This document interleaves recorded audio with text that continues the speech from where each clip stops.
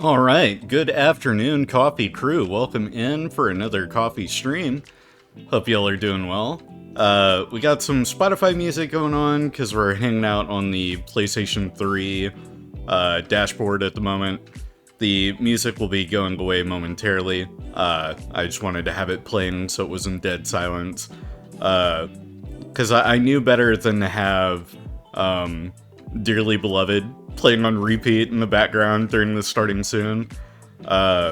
Kingdom Hearts music's pretty notorious for VOD mutes and whatnot. So anyway, let's get rid of the music and we will get the Kingdom Hearts stuff going. I'm really excited to be streaming this for everyone because one of my favorite game series of all time. And back when I was first streaming, like natively from the PlayStation 5, I tried streaming Kingdom Hearts, and I kept running into an issue. I could never get the audio levels right to where it wouldn't like nuke my audio to oblivion. Like 2/4 of the half the stream would be muted. Once it came to the actual VOD and stuff. And it was really discouraging. And it's one of the reasons that I got a capture card to begin with, was to mitigate and kind of bypass the need for all of that. But we are playing the HD 1.5 remix version of the game, and we are playing specifically on PlayStation 3. So I got both these copies for like $10. I got 1.5 and 2.5 for $10 pop. Technically I think I got 2.5 for like $5 because I got it during a GameStop buy 4 under $20 for 20 or whatever. So each of the 4 games came out being like $5 a piece, which was pretty groovy. So check out your local GameStop. You never know, they might have PlayStation 3 stuff. Hell, they might even have PlayStation 2 stuff. There are a couple stores dotted out here and there that still have the goods. And you won't know unless you go to them. But here we are, Kingdom Hearts Final Mix. We're going to be playing a new game. I do have a file set up, but that was just to like get a feel for how the game felt and all that. And I'm going to turn it down just a smidge. Yeah, let's go down to 21 decibels. Yeah, let's do auto on the camera, vibration on, looking good. But one of my favorite game series of all time. I've been playing this game since it came out on the PlayStation 2. It's been with me pretty much my entire life. And, it's so good. And the PS3 version of the game plays pretty damn well. If I do say so myself. Load times are a little bit longer than the PlayStation 4 or PlayStation 5. Like, on those consoles are practically non-existent. But they're not terrible here. And we are listening to the wonderful voice of Haley Joel Osment. Biscuits, thank you for the hydrate. Appreciate it. Welcome in. Haley Joel Osment, who many probably know from The Sixth Sense. He's a kid that saw dead people. And I'm debating, should I... Oh, you legit just can't skip Simple and Clean on the PS3 version. I thought you could skip this FMV. Well, here we go. We're in for a ride. I'm gonna have to, like, talk over most of it. Because the Utada songs are, like, the biggest offender. But, man, this FMV fucking slaps. Like, Simple and Clean is such a banger. Why skip this banger? Because it'll, like, almost assuredly get a flag. So, like, either the VOD's gonna have to be muted, or I'm gonna have to talk over almost all of it, to try and mask it as best I can to make it a-okay for the YouTube and all that. Because that's the whole reason I didn't stream the games before. But it's really weird because when I did stream on the PlayStation 5, like, this part of the VOD was not muted at all. It wasn't until I got to Traverse Town that it like, absolutely, like, killed me. I could mute it. I could go in and, hit mute. Which, yeah, I mean, that's fine. It's a little boring, but it's better than trying to talk over it the whole time. But, such a cool FMV. Like, this is permanently ingrained in my brain. Like, when I'm dying on my deathbed, this is the last thing that I'll see. Yeah, I'm turning it back on. The silence is wag. I'd rather hear Utada and talk over than have silence. I could have turned the Spotify music back on, but it probably wouldn't have fit very well. Anywho, the FMV is almost over anyway. We're nearing the end where Sora gets down to the dive to the heart. There we go. It's all over. We did it. We made it to the end of the FMV. And that's like the only real sequence that's gonna be a, like, headache, like, potential DMCA kind of thing. Or it'll just make it to where I'll never be able to monetize any of this. But the rest of the game should be fine. Most of the original audio and soundtrack kind of stuff is fine with the game. If they don't play this on my deathbed, I'm gonna demand a full refund. Hell yeah, Biscuits. So Biscuits, tell me, are you one of us? Do you have the Kingdom Hearts tism? Oh, that's interesting. Wait a minute. So for the FMV, was it all zoomed in, or... I'm trying to remember how the PlayStation 3 version of the game did it. I can't remember if the FMVs are zoomed in because I didn't want to stretch anything. Because, like, it wouldn't be, I think, until the PS4 and Steam versions that, and by extension, Epic Game Stores, that they would have the, like, full widescreen support. Anyway, let's get started. Oh, and we are in the midst of an ad break, so we might have lost Biscuits. We'll get her response in a moment.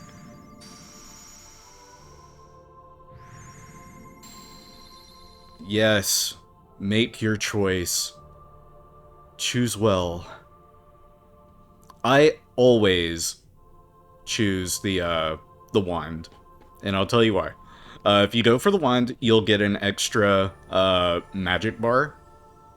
And it's the only way to fully maximize magic in the game. So no matter which Keyblade you're using, whenever you're max leveled, you always have one extra magic bar than you would have if you chose shield or sword.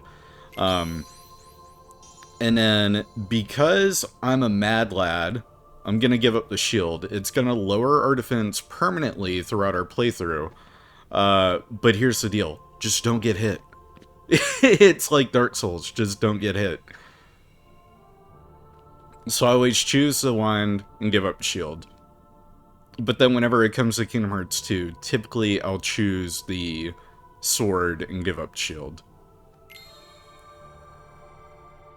So my choices usually change depending on the game. And then a little bit later, we'll have to choose questions that'll correlate to our experience gained throughout the game. And I'll elaborate more on that whenever we get there.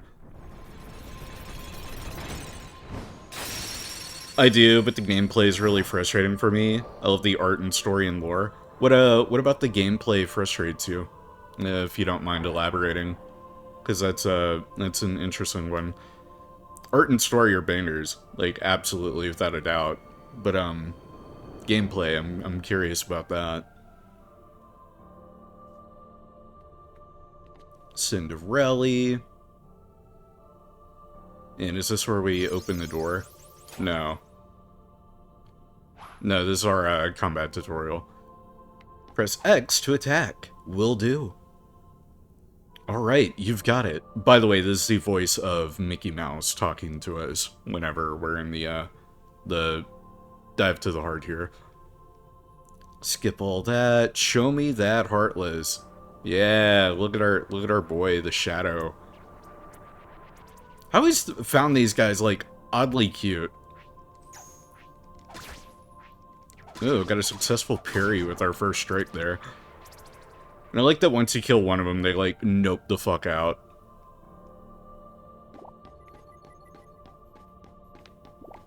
Don't forget to collect your items. Alright.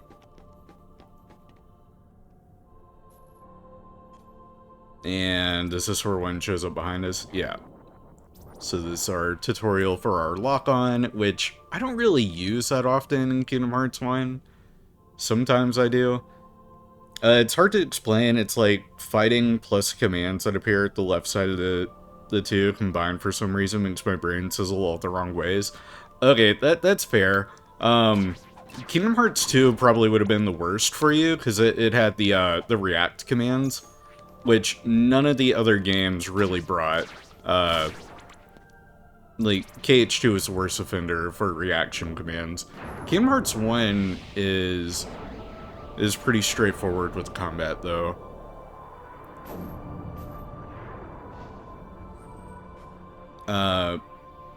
My main issue with Kingdom Hearts 1 is Sora feels a little floaty at times. Oh, 2 is the first one that you played? Yeah, okay. Well, the whole react command stuff was only in KH2. And let me know how the game audio is, by the way. If I need to turn it down even more, I won't hesitate. Alright, this is one of the Final Mix editions that got made. Or it might not have been until the PS3 version. But on the OG Kingdom Hearts on PlayStation 2, when you're looking at the door here, you don't get a press triangle to examine. You would actually have to like scroll all the way down with the D-pad to get to an examine prompt that would show up here. But the Final Mix versions, they added that triangle to talk and examine and stuff. You just usually watch your fiance play it? Nice. Open up that chest. Give me that. Nothing? I thought it gave you a potion. It was a fake-ass chest. It was unreal. There's the potion. Okay.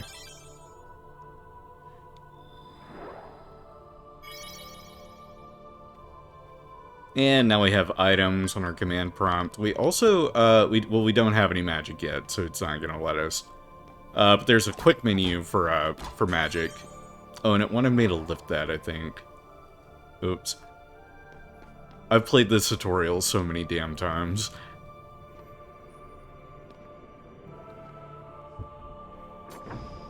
Yes, open the door. Send us off.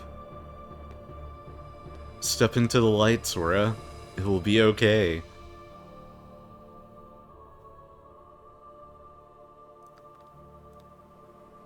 You do know how frustrating it is to have Donald? Look, Donald is not that bad. What a lot of players make the mistake of is not setting Donald's aid commands to be constant instead of only an emergency. If you set Donald right, he will never not heal you or use kind of assistant items. Like that's the trick for Donald. And we can go in the first person with select, and now we gotta answer some very difficult and tough questions. What's most important to you? Being number one, friendship, or my prized possessions? So depending on which option you choose here, if you choose all the top answers, you'll gain a lot more experience for the first 50 levels.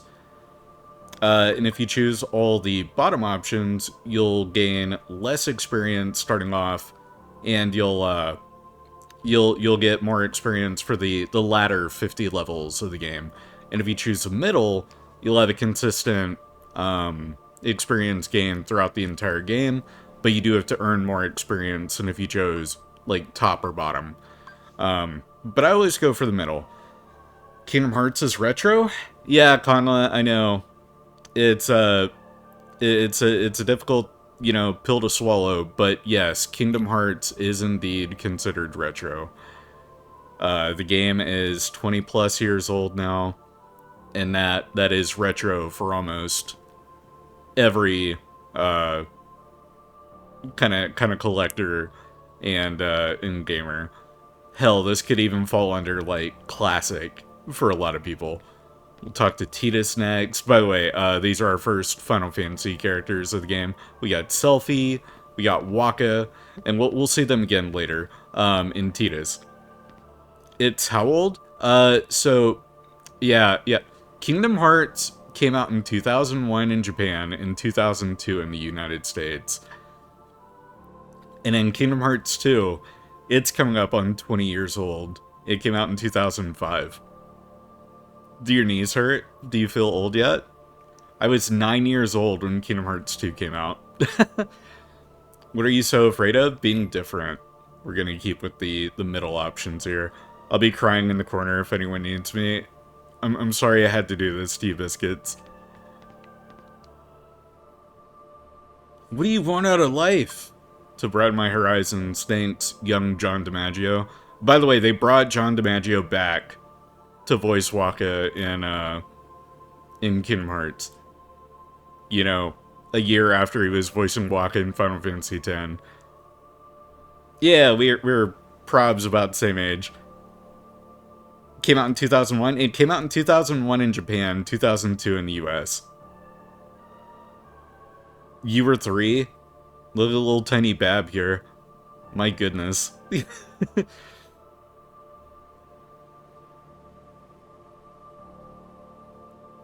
Your adventure begins at midday. Keep a steady pace and you'll come through fine. Sounds good. The day you will open the door is both far and very near. And spit us back out into the dive to the heart. We got more shit to do. Now that we got our experience sorted out. Princess Aurora, who does not appear in this game. Actually, no, I take that back. Yes, she does.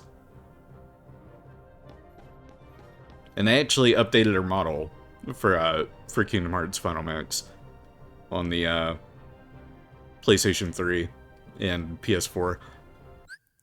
Press start to open the menu screen. Oh, I have to wait for that though. Oh, now I can skip scenes. Hey, Kyo, how you doing? Playing some Kingdom Hearts, one of my favorite games of all time. If not my favorite game of all time. Oh no, we're mix-surrounded. I'll just bonk him with my rod.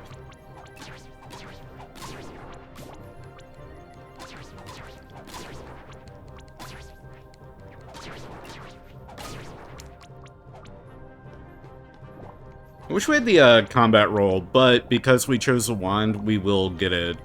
Actually, wait, no, I take that back.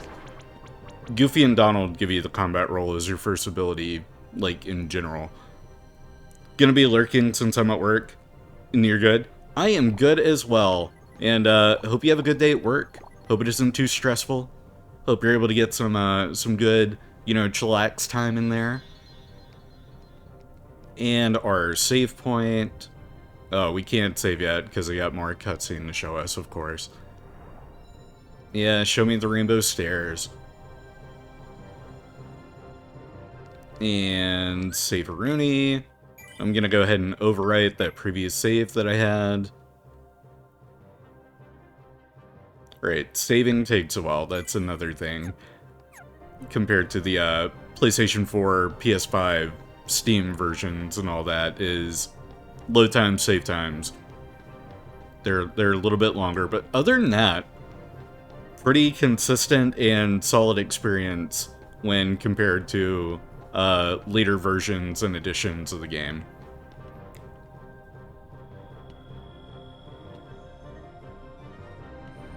Closer you get to the light, the greater your shadow becomes. This is such a cool scene, too. But it scared the bejesus out of me as a kid. But don't be afraid. I was scared as a kid. And you'll see why here in a second. And don't forget,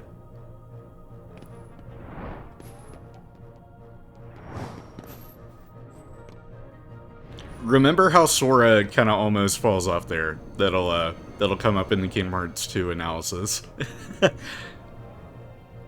And there's our boy Darkseid.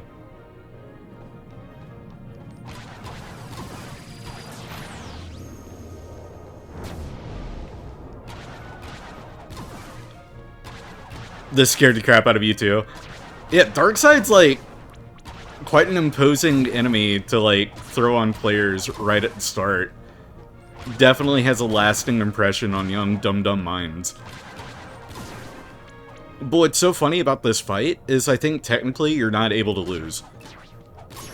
Like, even if Darkseid depletes all of your health, you don't actually lose. The next sequence still plays out the same exact way. The only thing you're missing out on is the XP for quote-unquote beating Darkseid.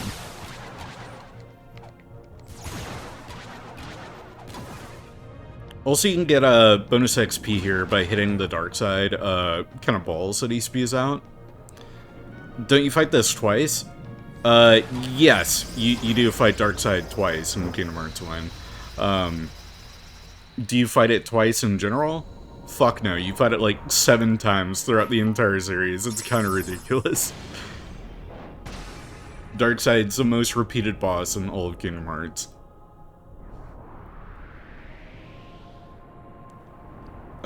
Such a good scene though. But don't be afraid.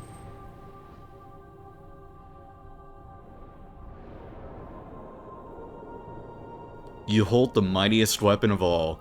It's friendship. They've only fought it twice. So don't forget. Drink your Ovaltine. You're the one who will open the door. What an iconic opening. But you do fight it twice in Kingdom Hearts 1. Then you fight it again in Kingdom Hearts Recoded. If you're amongst the crowd that chooses to agree that Recoded exists. Then you fight it twice in Kingdom Hearts 3. You also fight it in Chain of Memories. You fight Darkseid's in 0.2 A Fragmentary Passage. You fight Darkseid a lot. That's where I'm gonna leave it. You fight Darkseid a lot. Whoa. Never got far into the game because of the fighting. There is a lot of fighting. So that's fair. I'd find you snoozing down here. No, this huge black thing swallowed me up. I couldn't breathe. I couldn't. Ow. Are you still dreaming? One of the things I kind of dislike about the Or was it? HD remakes, or remasters rather, of the game, is it kind of zooms in on that shot, so you can't really see that Kairi bonked Sora on the head. What was your hometown like? You know, where you Like, she just straight up punches him. I've told you before. I don't remember. Nothing at all? Nothing. You ever want to go back? There's such like a cinematic feel of the Happy here. cutscenes and dialogue too. But you know, I wouldn't mind going to see it. I'd like And to see it I'll too. ask once again, how's like the audio level? Am I coming clear enough over the game whenever I'm talking with it? Or do I need to turn it down just a hair more? I guess I'm the only one working on the rap. Here's our boy Riku, Ah. just absolutely You're crushing just as Sora. lazy as he is. So you noticed. Okay, we'll finish it together. Nah, I'm good, sweet. Thank you, to drink. What? And good to see you. Ready? Go! Oh, we're about to get the stupidest laugh in the entire series. And it's so good. Oh, that fucking laugh, it gets me every time. And there you go, the nice opening panning shot. Kingdom Hearts final mix.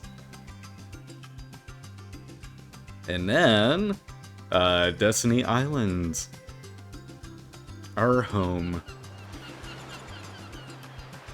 After the frustration of Shuyin, clear you're going to beat Sephiroth in the run, right? Right? I might take on Sephiroth. There's a possibility. I had considered doing almost everything for the game, get like the full experience, considering it's on the PlayStation 3. So we'll see. Sephiroth in Kingdom Hearts 1 actually doesn't bother me all that much. But that's mostly because of how much I've like played this damn game. Ooh, Destiny Islands in real life on like a tabletop? That would be awesome, Biscuits. I am so down for that. KH1 Sephiroth is the easiest KH Super Boss. I don't know if he's the easiest, though there are plenty of methods to cheese him. But there are pretty consistent and easy ways to cheese most of the Super Bosses. But for me, I would like... I guess it would depend on who and what you consider a Super Boss in this game. Because for me, the Ice Titan... I would say Ice Titan's the easiest. Like, dude can be just a straight-up pushover if you're good at blocking. Like, that's the whole gimmick of the Ice Titan fight, is to be a skill check on your block and parry skills. Sephiroth actually takes a little bit of strategy and kind of work to figure out what moves to use, what abilities to have enabled and disabled, and then there's a little bit of timing involved. Whereas Ice Titan, you don't really need any of that. Did you see where someone did a breakdown in strength of different people in Destiny Island, see who the actual strongest was? No, but that doesn't surprise me. There's a video essay on literally every, like, niche topic with Kingdom Hearts. This is one of the most analyzed games of all time. Oh yeah, and I was gonna talk to Waka so you all could hear John DiMaggio pretending to sound like a young John DiMaggio. Hey, what's happening, man? Oh, it's worse than I remembered. Oh, jeez. But yeah, that is John DiMaggio. And then we got Selfie. This is the first time she would have been voiced. This is the first time she would have been voiced. She wasn't voiced in Final Fantasy VIII. And then Tidus is not voiced by James Arnold Taylor, as far as I know. We'll get to talk to him, too. Hey, Sora, you feel lucky today? Yeah, that's there's no way that's James Arnold Taylor. But anyway, if you talk to them all again, you can do a fight against them. And you can get XP that way. I'm not gonna bother with it, because there's really no point unless you're trying to squeeze out a little extra XP here. I think I got all the items. I got the 2 logs, I got the rope, I got the cloth. I don't think you get the... Let me climb up and just make sure real quick that I don't need the seagull's egg here. I don't see it up there, so I'm gonna say no. Yeah, it's not up here. So we've gotten pretty much everything. We got the rope. We got the cloth. We got the 2 logs. Let's go talk to Riku real quick, and then we'll go talk to Kairi. Riku, you wanna talk? You ever get that feeling we need our, did you get everything we need for the raft? I gave my stuff to Kairi. Hey Sora, how about a quick round? Grab your sword. No time for that. Yeah, sorry Riku, not right now.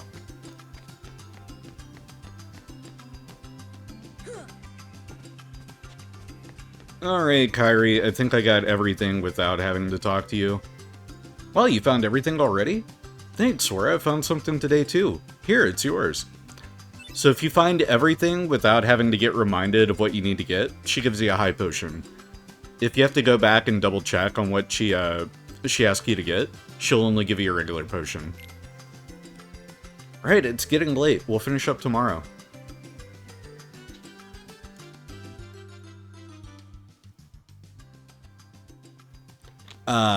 Jamming on the beach. So, Kyrie's home is out there somewhere, right? Could be.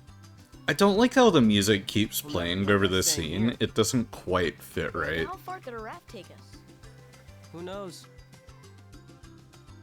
If we have to, we'll think of something else. Like, I feel like had the music stopped and it played like maybe Kyrie's theme or something here, that would have fit a bit more. Well, But they do haven't save really Kyrie's thought about theme for a little bit later. it's just, I've always wondered why we're here on this island.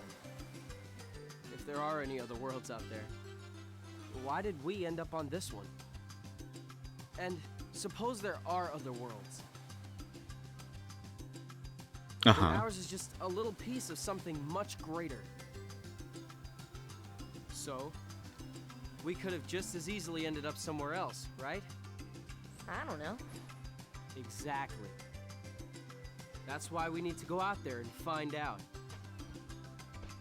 Just sitting here won't change a thing. It's the same old stuff. So let's go. You've been thinking a lot lately, haven't you? That's a dangerous thing to do, Riku. If you Thinking hadn't can come get you in here, trouble, dog. I probably would have never thought of any of this. Kyrie, thanks. You're welcome.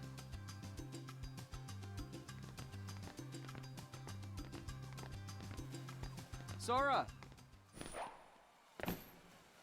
You wanted one, didn't you? A Palpu fruit? If two people share one, their destinies become intertwined.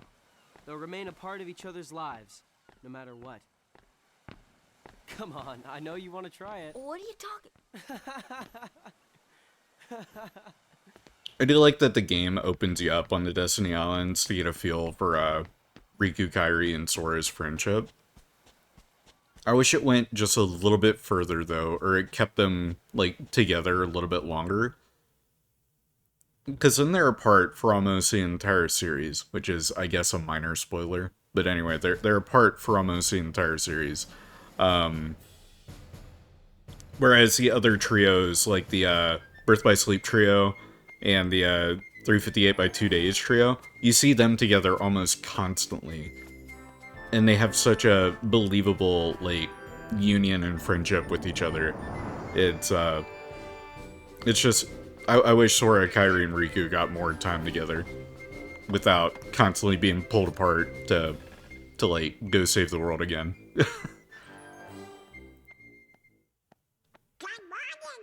And there's our boy Donald. I love the door gag, by the way.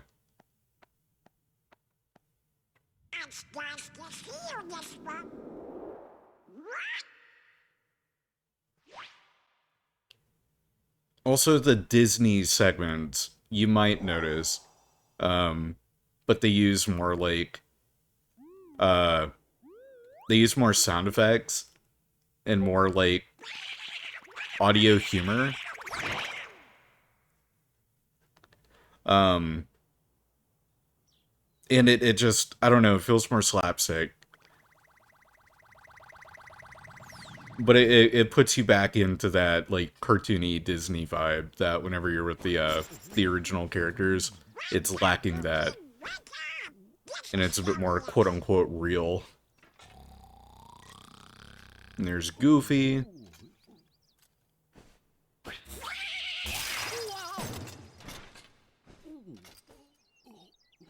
I love their armor design here, by the way. Hey there, Donald. Good morning. Got a problem, Goofy. But don't tell anyone. Ooh, Queen Minnie? Not even the queen. Daisy? No! It's top secret.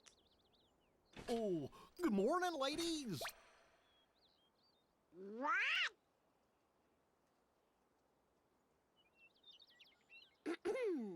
This is like the one time we see Minnie and Daisy for the entire game. But their armor design here, it's such a shame that they don't have that throughout the entire game.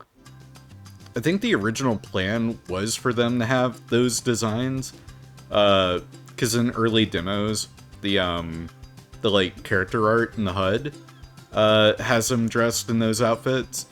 And then they also had their regular like traveling outfits that they would have had for like just regular wear. They were gonna wear that, but then they like settled on a kind of in between, which is what we got in the final game. We'll see those designs momentarily. We just got to get through the Destiny Island sequence.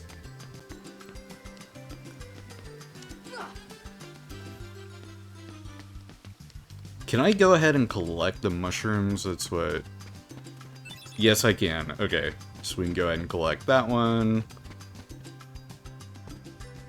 Here we have to talk to Kyrie before we can collect everything. And here's one of my favorite little things about Kingdom Hearts 1. If I can get this jump right, you can actually break this rock without pushing it. Like, the game, you're supposed to push it out of the way. But you can actually, if you jump just right and get yourself stuck on it, it'll break. There we go. I think I got it. Yep, there we go. So if you get yourself stuck on the rock, it'll break. And then you can go ahead and collect the mushroom. I love little shit like that. I don't know why they let you do that, but but yeah. And then you can grab yourself a little hidden chest in the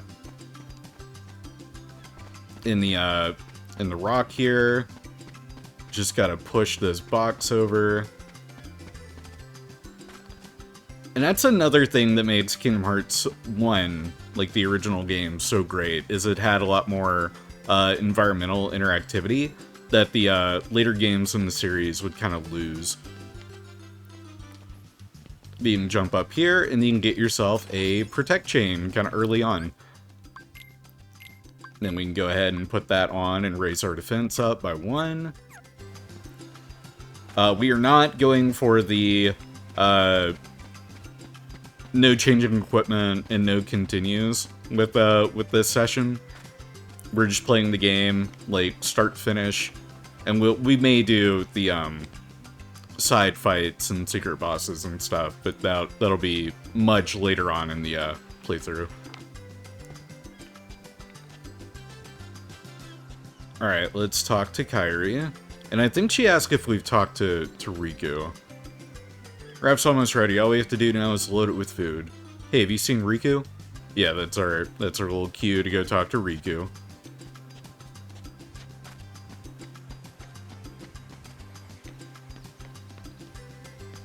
And it's the only, like, mandatory competition against Riku that you have to do. Hey, Sora, Raph still needs a name. Let's see, how about Highwind? There's a little Final Fantasy VII reference, Reverend. What would you call it? And then we call it Excalibur by default, but you can call it whatever you want.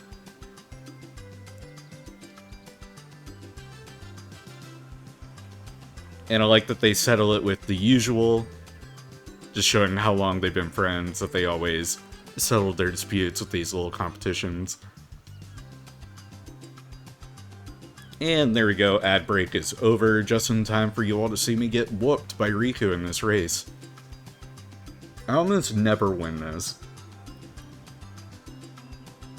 If I win, I'm captain. And if you win... I get to share the Palpu with Kyrie. Huh? Deal? The winner gets to share a Palpu with Kyrie. Wait a minute. Okay, on my count.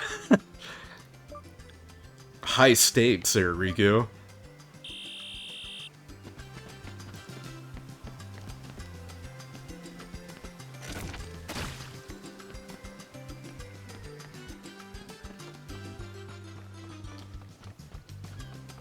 And excuse me while I concentrate on this race. Oh shit.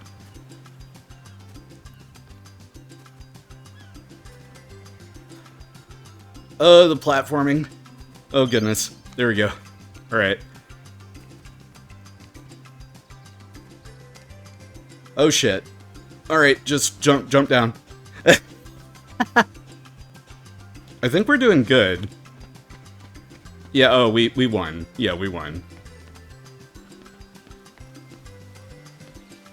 Huzzah! We did it. First try. Beat Riku. Take that, you little shit. Score is 1-0. Oh yeah, we get a pretty stone if we win. I like that Sora's reaction's still pretty much the same, no matter what. He'll still, like, get this real pissed off look at Riku. Because if you lose, Riku says, like, guess that settles it. High wind, it'll be, blah blah blah, and then it's a reaction shot of Sora, you know, pouting and angry. And then here, he's like, man, lighten up, it's just a name after all. And then, same reaction. So nice little way not to have to make 2 different reaction shots for that. Alright, so now that we kicked Riku's ass, we can go over and talk to Kairi. And then you can also challenge him to a rematch in a race if you want to, you know, keep farming pretty stones. Which, they're not really all that useful. I think the only thing they're good for is for money. Because they sell for 100 a pop, which in Kingdom Hearts 1 is not bad at all. Today we collect provisions for our trip. Let's see, Sora, you're looking for 1 seagull egg, 3 mushrooms, which I've already gotten 2, 2 coconuts, 3 fish, and fill this up with drinking water. But not from the ocean. And we obtain the empty bottle, bring everything back here. If you need help, just ask. Do not ask if you want to get the high potion. If you want the high potion, don't talk to her again until you've collected everything. And that is how you can get yourself a second high potion. Otherwise, you get just a regular potion. But pretty much everything that we need will be over on this board now. So we're gonna jump back over here. And then the fish are in the water, so we'll get some swimming in. There we go.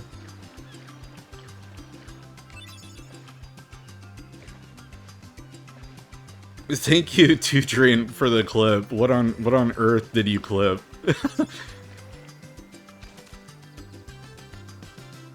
Oh, and there are actually 2 different places you can get the fresh water from. So you can get it from here. Oh, the race? So we can get it from here, which is where most players will get the fresh water from. But there's actually a secondary spot that you can get fresh water. And I didn't know about it until a couple of playthroughs ago. Which probably meant like half a dozen playthroughs ago. But anyway, that's beside the point.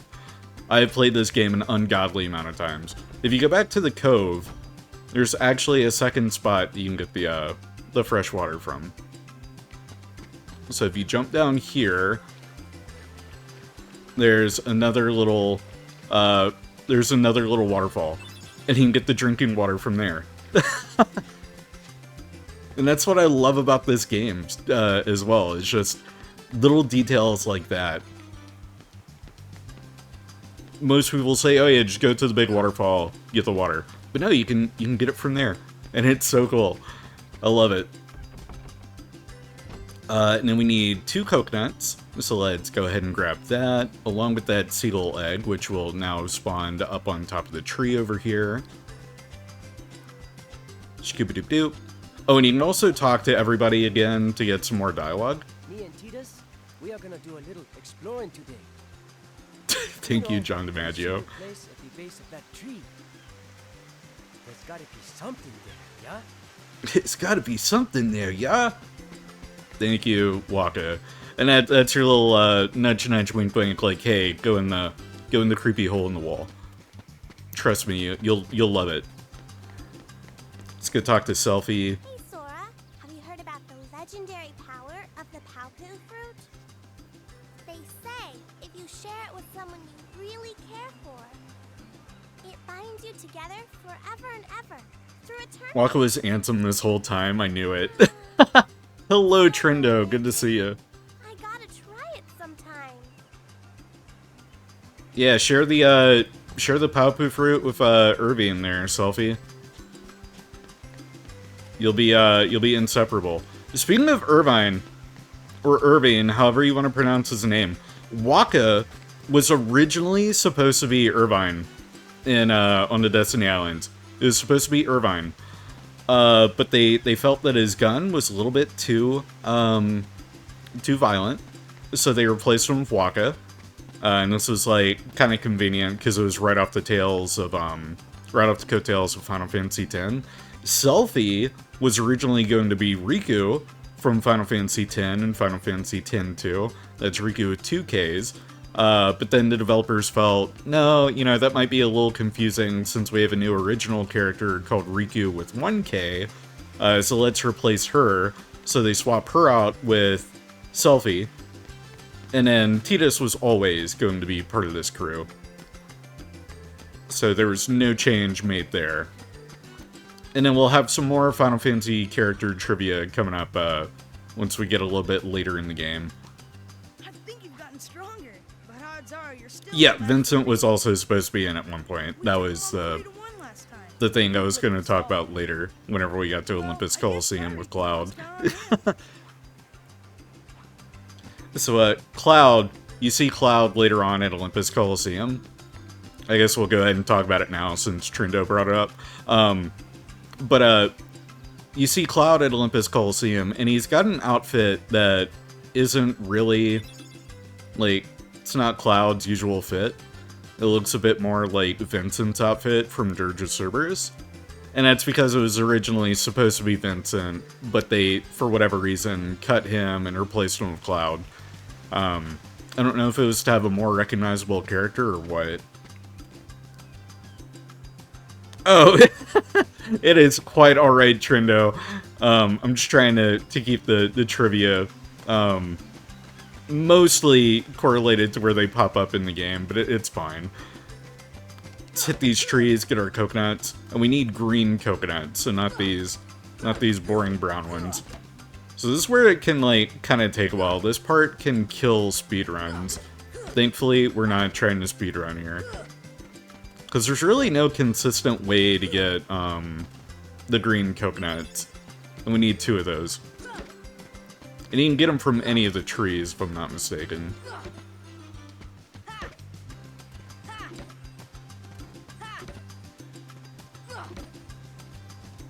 It's a miracle none of these coconuts fall on Sora's head and kill him. You know, coconuts kill more people than sharks. Vincent's an option character in Final Fantasy VII. Okay, no, that made sense. Yeah. A lot of players potentially wouldn't have any clue who Vincent is if they never got him in Final Fantasy VII. And then Dirge of Cerberus wouldn't have come out yet. Speedrun? I heard speedrun. We're not doing the speedrun, Trindo. Though I may do a subsequent playthrough where we go for the trophy to beat the game in under 10 hours. Which is really easy, actually. Oh, yes, our cave. Dark as fuck. Yeah, Dirge of Cerberus came out in 2206. Holy shit, we got a time traveler. Yeah, I think it was 2006. That sounds about right. And there we go. Got our mushroom. Hopefully no creepy dudes are under here. The silence is kind of creepy.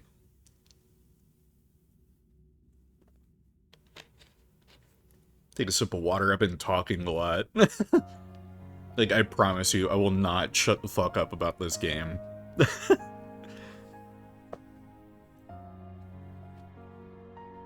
Oh, what cute, lovely art.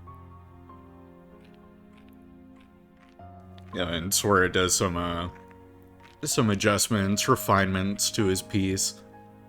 He's come along as an artist. Oh, no, wait, no, he adds the Paopu fruit, that's right. Come to see the door to this world. Huh? Hi, Billy Zane. This world has been connected. Well, what are you talking about? I fucking love the voice actors in this game. Tied to the darkness. soon to be completely eclipsed.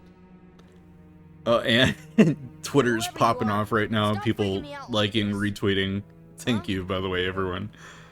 Where did you come from? You do not yet know what lies beyond the door. So you're from another world.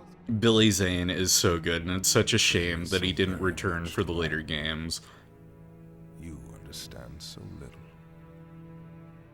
Oh yeah? Well, you'll see. I'm gonna get out and learn what's out there. Yeah, you tell him, This Sora. effort. One who knows nothing can understand nothing. Also, this scene is so much darker on the like PS3, PS2 versions of the game. The PS4 and like Steam Epic Game Store copies really brighten up this area. And it cuts back on the creep factor just a little bit. I do love that the music immediately jumps back to like Jamming on the Beach or whatever the track's called. After you get done talking to creepy hooded figure. Like, it couldn't wait until you left the cave. It's just, oh, he's gone. Alright, back to jamming. Is it jamming on the beach or bumping on the beach?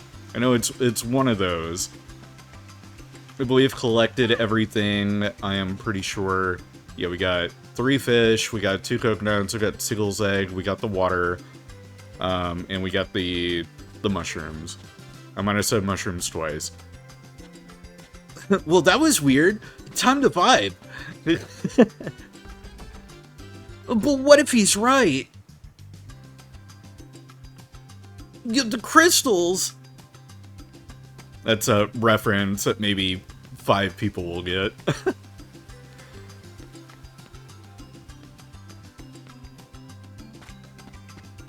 And returning to Kairi, she's gonna show us her cool friendship bracelet, and then we're gonna end the day. This, I'm making a necklace of Thalassa shells. In the old days, sailors always wore Thalassa shells. They were supposed to ensure a safe voyage. See this?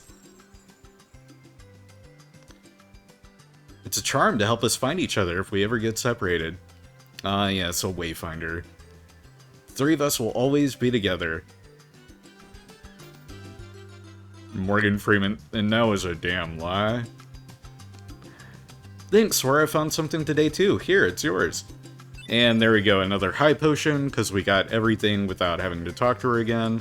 Want to call it a day? Yeah, let's go home.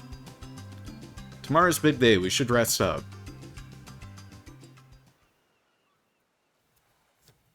And do we jump back to Disney Castle first? I think we do.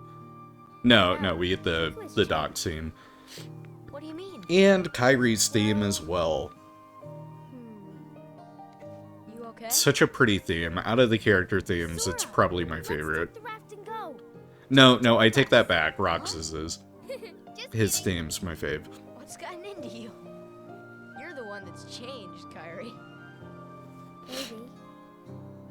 And then, Sora and Riku did not have established themes for Kingdom Hearts 1, only No, Kairi. No matter where I go or what I see, I know I can always come back here.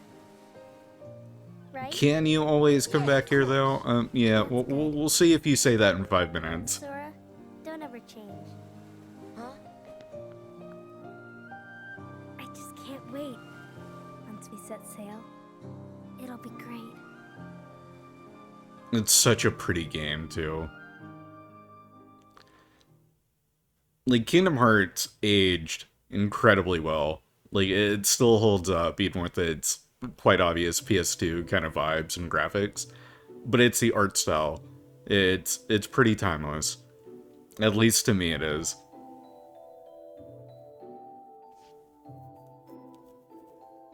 And it's one of the perks of not going for an overly like realistic art style and kind of vibe, like some of the Final Fantasy games did.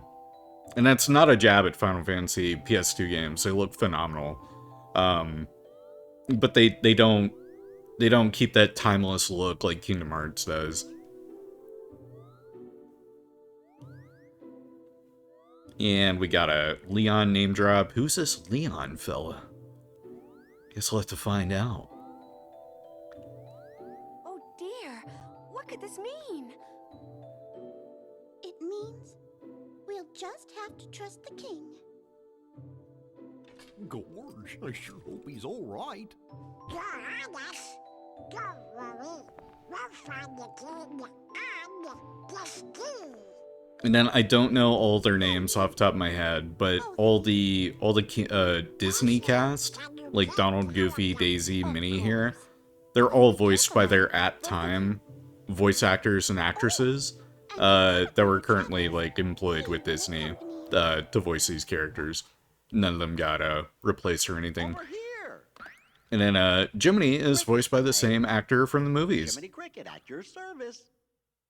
I demand a Kingdom Hearts Alliance raid for the next 14 expansion. I would love some Kingdom Hearts references and drops in 14.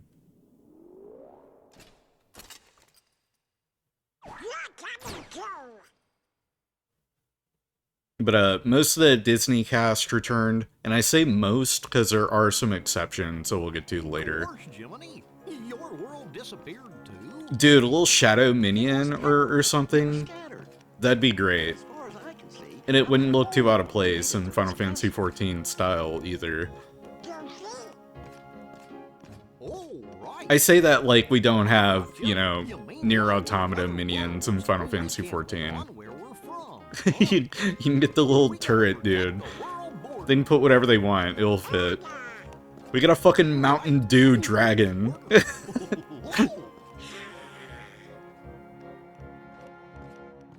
I guess we'll need new duds when we get there. This will need new duds when we get there, yuck. And by the way, should I tell my son Maxie that we're gonna be gone for a while? He might start to worry about me, Donald. Imagine Organization 13 minion. An organization named for their black cloaks. No, not that one. Or the description would be like, the Asyans, wait, no, wrong guys. Hello up there. Gotta get to lunch, too. I'm glad you're ready. And old Chip and Dale.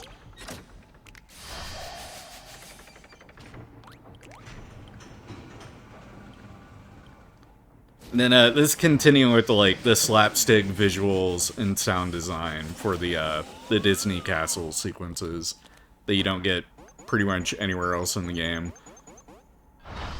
And Kingdom Hearts 1 is really the only place that this is present. Later games in the series, they keep on adding to the trauma and depression of Kingdom Hearts. So it's only really the first game where it's like lighthearted, fun, slapstick. Like the ship launch, that shit's great.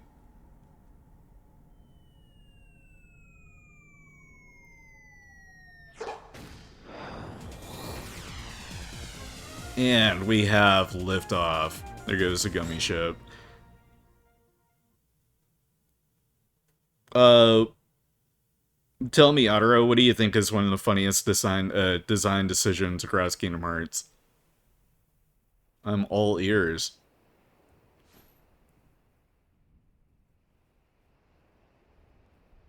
I just can't wait.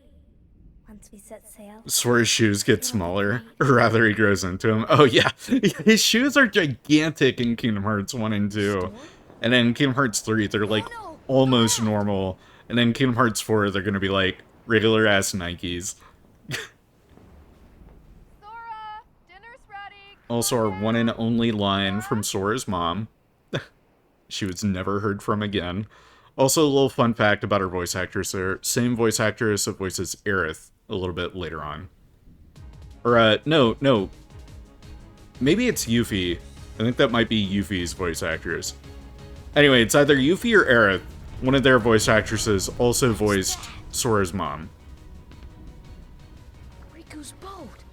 And Kairi's.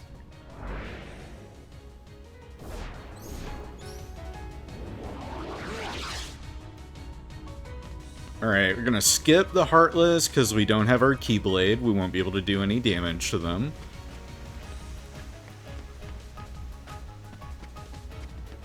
Oh look, it's Riku. Could you imagine how hardcore it would have been if Kingdom Hearts 1, there's a super boss Shadow, and after defeating it, it was Sora's mom? Holy shit, that would be raw, dude. Now we can go to the outside world. What are you talking about? We gotta find Kyra. I know there's like a fan theory that's still pretty popular that the Master of Masters is gonna be Sora's mom, or alternatively, it's gonna be Sora's dad, who we've never fucking seen in the series. Can't let fear stop us. I'm not afraid of the darkness. Dude takes off his hood, and then Sora like gets a shocked expression, and he's just like, "Dad?" Riku.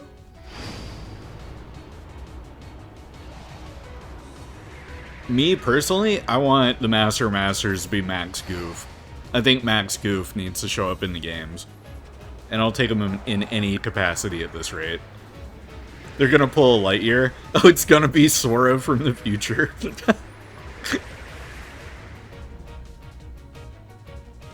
Also, slight no context spoiler for Lightyear.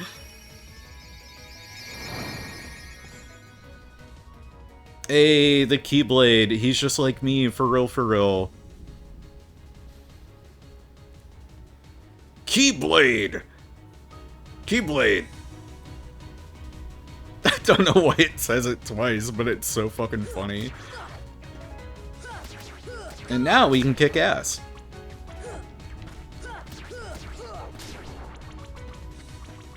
And then I always like to hang out here and get at least 1 or 2 levels from the shadows.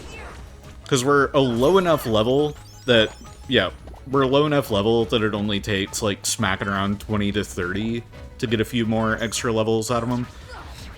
And it'll help out with the, with a fight a little bit later on. Which can yield a, an alternate scene if you, successfully beat them. Sora's mom's like Ash's dad. We know she exists, but we'll never see her.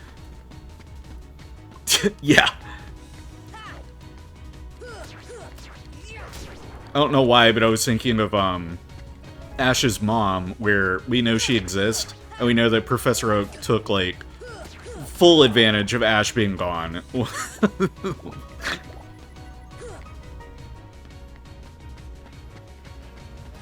Oh, Ash, you weren't supposed to be back so soon.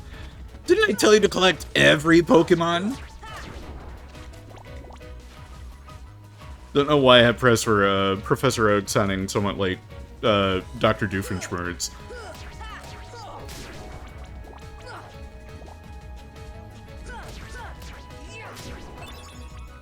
Hey, got a potion. This is also a great little way to farm a few items.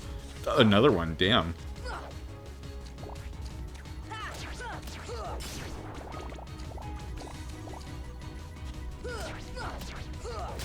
They also drop their synthesis material here. The shadows, if I'm not mistaken, they drop lucid shards, which if you don't take advantage of grabbing them like early on in the game, they actually can become somewhat scarce a little bit later on, just because of the infrequency of shadow spawns. They get replaced by stronger Heartless later in the game. Speaking of shadows, hi Patches, what's up, buddy? What do you want? Got my own little Heartless over here.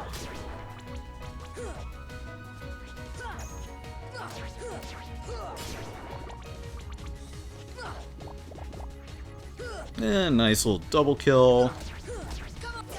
Patches, I'm getting ganked. Patches. Yeah. Hi, buddy. Hi, pal. A Pikachu? Pet the Pikachu?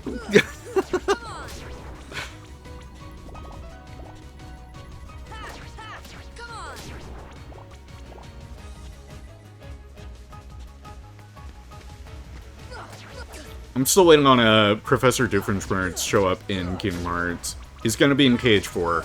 Watch. He's gonna have a fight with Xemnas too, and it's gonna be absolutely raw. Alright, got a strength upgrade as well. So that was the 2 levels that I mentioned wanting to grab. Let's go into the secret place. We'll fight one more little cluster of enemies. So far, none are dropping the synthesis material, which is kind of interesting.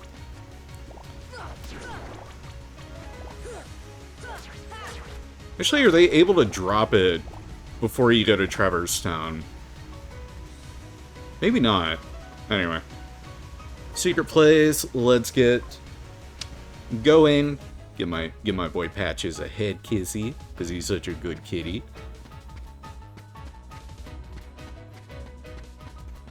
And it's Kyrie. Sora. Patches, is this your comfort game? It's my comfort game. Who's a good boy? Zimnus is gonna make an untoward comment about Doofenshmirtz's daughter. And like Shaggy, Doofenshmirtz will unleash his true power. God damn it. Like Zimnus, you're going to regret that. I'm going to unleash 10% of my power.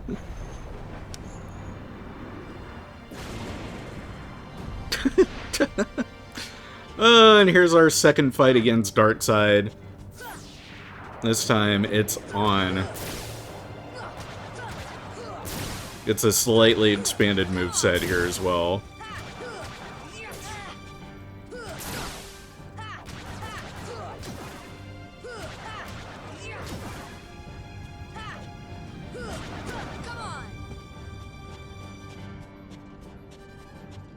Hey, give me that hand, dog. There we go.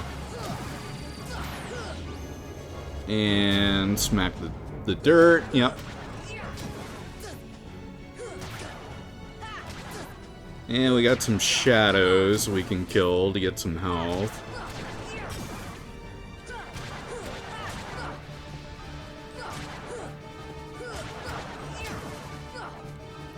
Alright, let's... Ow.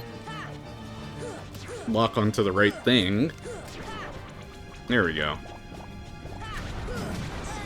Actually, if we hit his face here, it does even more damage. There we go, and the fence up. Simnus, you're gonna regret that. The Doofenshmirtz-Anita!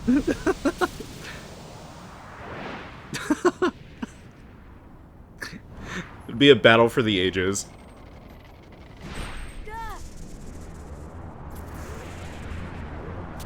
I remember there was a video that Zimnus's voice actor did where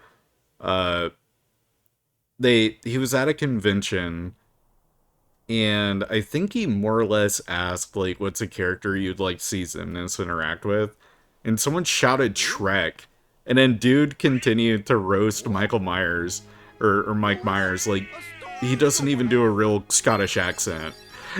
And then proceeded to do like a flawless Shrek in Zimnus interaction. It was so funny. While also dissing Mike Myers, which was, again, hilarious. And here we are in Traverse Town. One of the comfiest places in the entire series. Hey, you know, maybe we ought to go find Leon. Oh, Donald, you know, I bet you that, What do you know, you big Donald's so mean to Goofy for no reason. What do I know? I know my boy Maxie better show up. He's gonna miss me, yuck.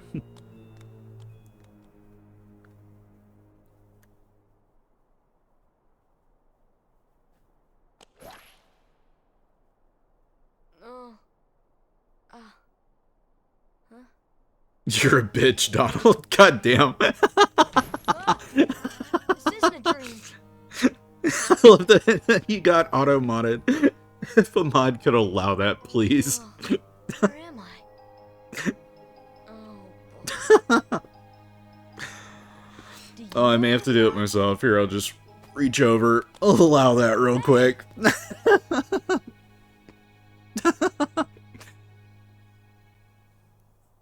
Automod's out for blood today. Alright, here we are at Traverse Town. There's our first Trinity Mark. Won't be able to grab that for quite a while.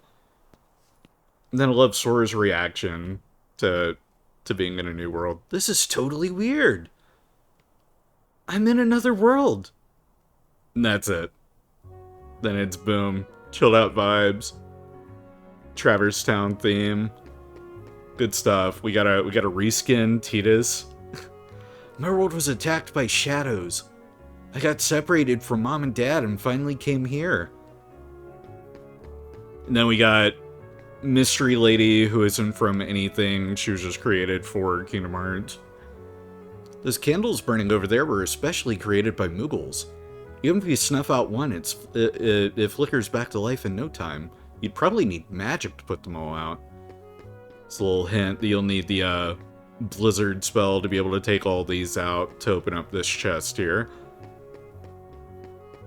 And then we got a Moogle. Which, the Moogle, these are probably my favorite Moogle designs out of out of all the Final Fantasy and Kingdom Hearts, like, expanded media. This is my favorite design. Which, these are more or less ripped from, like, the Final Fantasy 3 version, are they not? Seeing all this town will take some time, Kupo, especially for newcomers. Even if you can't go to certain areas now, you'll be able to go later. Thanks, little dude.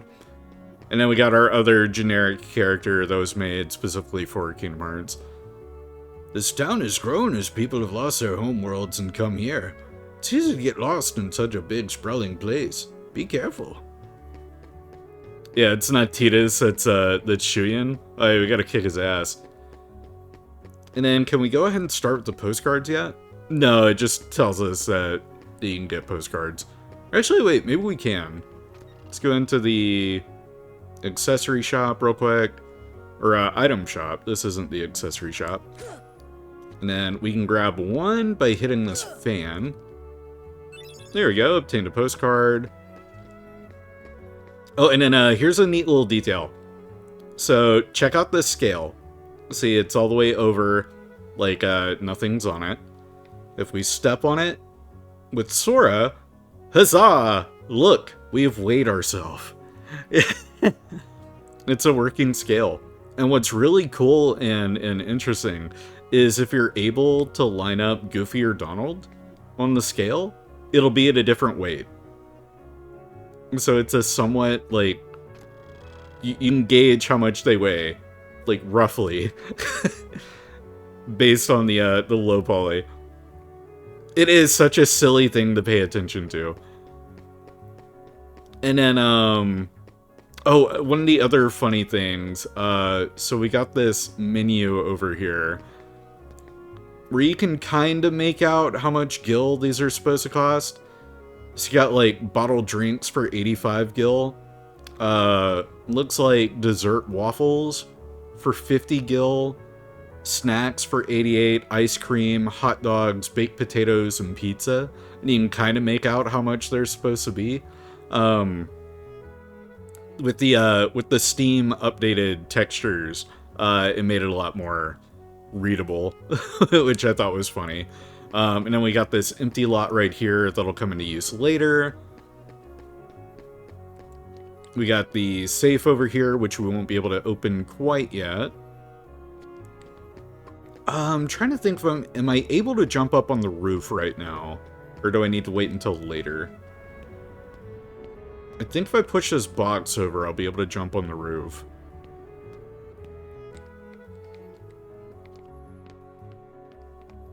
Oh yeah, we can definitely make that jump. Just gotta time it right. There we go. And then this will allow us to get another postcard. Rather early. We'll go ahead and get those turned in. We'll get a cottage. And a mithril shard. Won't be able to use either of those until later. Let's go say hi to the accessory shop owner. Well, he looks familiar. Hey there, how can I... Oh, it's only a kid. I'm not a kid, and the name's Sora. Okay, simmer down. So what long face, Sora? You lost or something? No, well, maybe. Where are we? Huh? Traverse Town. So, Gramps, is this really another world? Don't call me Gramps, the name's Sid. Anyway, not sure what you're talking about, but this sure ain't your island. Guess I'd better start looking for Riku and Kairi. But good luck with whatever it is you're doing. If you ever run into trouble, you come to me. I'll look out for you. I love Sid. Oh yeah, and then we can also grab another chest right here. Yet another mithril shard, which I won't be able to use for quite some time. If we had magic, you can also turn on and off the fireplace here, and it actually reflects on the outside. The chimney will puff smoke if it's on, and it won't billow any smoke if it's turned off. Let's go ahead and get a save on, just because we haven't saved in a while. There we go. Now let's go run around and see what else we can find.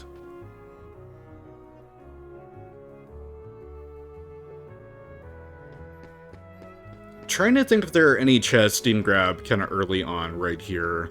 I don't think there are. There's not one on the rooftop there. So yeah, let's head into the second district. We'll get another cutscene to play here.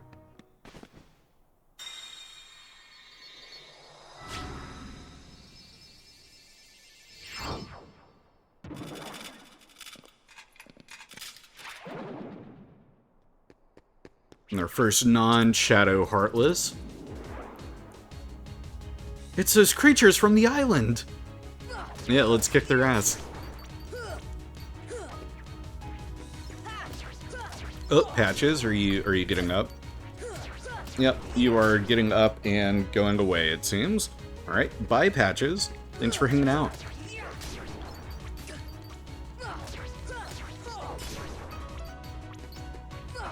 Also, playing on the PlayStation 3 with the DualShock 3, this is like the closest I've had to like feeling like I'm playing the game on the PlayStation 2 again, with the original controller and all. Because for my PlayStation 2, I don't have the DualShock 2 anymore. I replaced it ages ago with the Retro Fighters Defender wireless controller, and it's a solid feeling controller, but it's not the DualShock. I need to get a new DualShock 3 so I can use it on my PS3. Yeah. Take a sip of water real quick. Just be sure that you get a legit one. There are a ton of fakes out on eBay and whatnot. I'm fortunate enough to have two OG 6-axis controllers. Which means that most of them don't get vibration support. But they do have the motion support for like the handful of games that support that.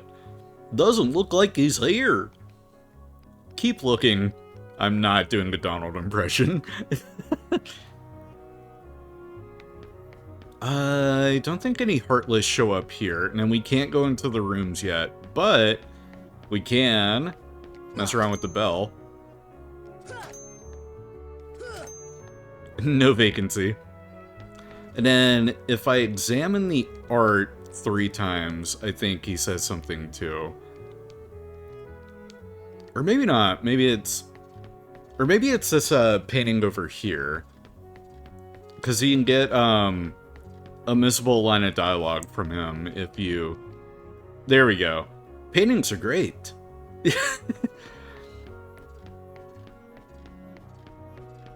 So you can get a little line of dialogue from him if you interact with both paintings. Now let's head out. Now let's run into the Gizmo shop. We won't be able to do anything with it yet. We're gonna go into the Gizmo shop.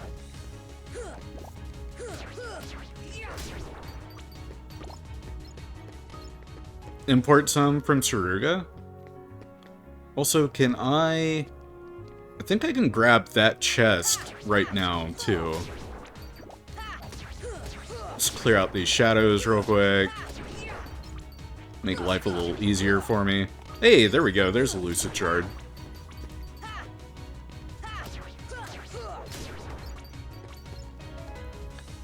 Yeah, if we jump up here, I'm pretty sure I can make that jump. Yes, I can. And then we can go ahead and grab that chest, which will give us a Mega Potion, which we definitely won't be needing. Not for a while, at least. And then I think I can grab this one over here, too. Let me, just jump up here.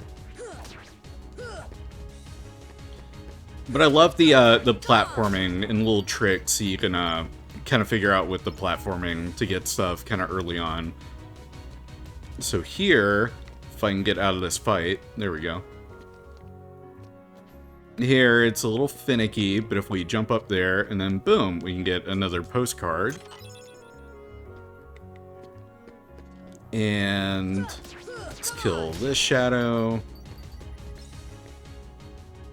I don't think we're able to get up on the rooftops quite yet. We will need the high jump at least to be able to get up there.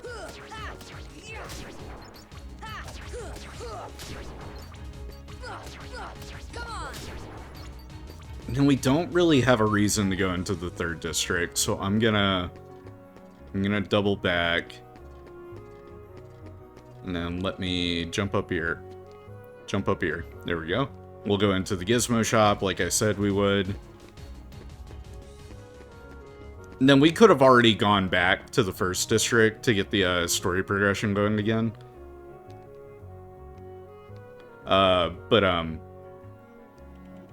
Yeah, we're not doing that right now. And then, are there any Heartless in the... Yeah, there are in the Gizmo shop.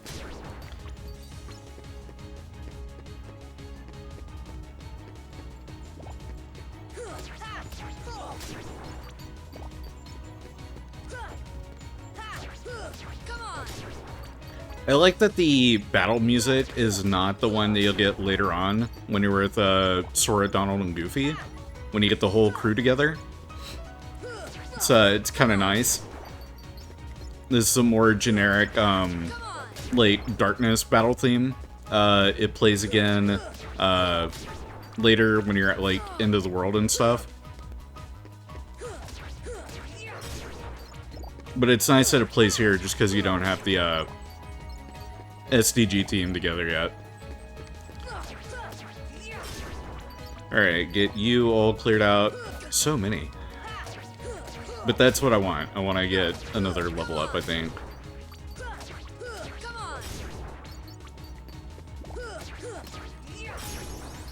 And max HP, and we learned Stun Impact. Which I think means we've learned an ability before we got Dodge Roll, which is kind of funny. We're not really supposed to get that many abilities prior. We'll go ahead and equip Stun Impact, because that can come in handy for a fight that's coming up. And then we'll make our way back. Because we're more or less done here.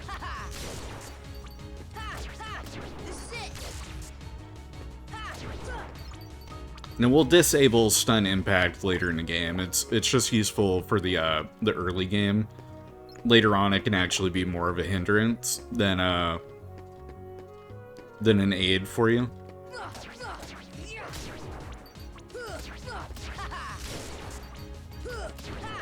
But it's good crowd control, especially in the early game. But let's head back to the 1st district, and then we'll notice that... Oh no, the Heartless are here too? They're not supposed to be here. And that's your indicator that you went to enough spots to progress. Which I think all you have to do is kill one of the Heartless, and then you can immediately turn around, and they'll be here as well. Because I know some people, they'll, like, debate endlessly online, and it's silly.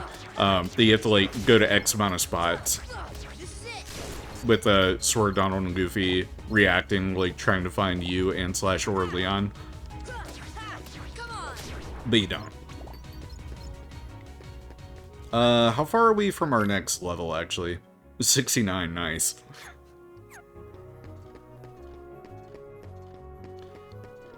And we even have Heartless spawning down here. So we'll kill a couple more.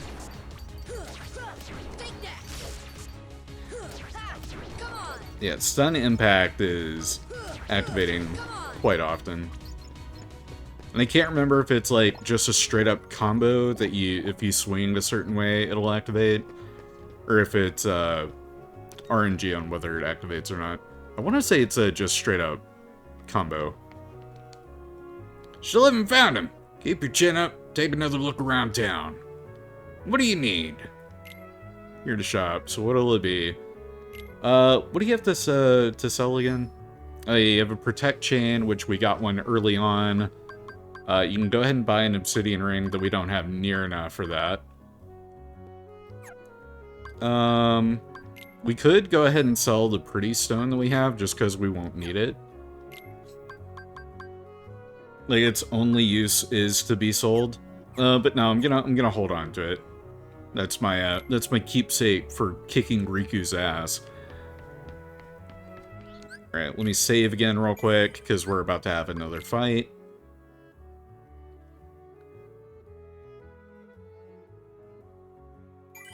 Yeah, the save times can take a while on the PS3 version. Oh! I can show off another quick little detail here. So we've got our pause menu here, but something that's really neat is the color of the pause menu is actually determined on whatever the center pixel of the screen is. So here we can see it's really bright because in front of us we've got the save point. If we go off a little more towards the edge, now it's green because the center pixel was green. If we look at this fireplace, now it's red. And then we got this blue and yellow, so we got the yellow there. And then we get more of that blue. So it's such a neat little thing. And then it also applies for the zoomed out. It's not just when you're in the first person view like that. But it's a little harder to get like a dead center pixel of the desired color when you're not in the first person view. I just wanted to show that off real quick.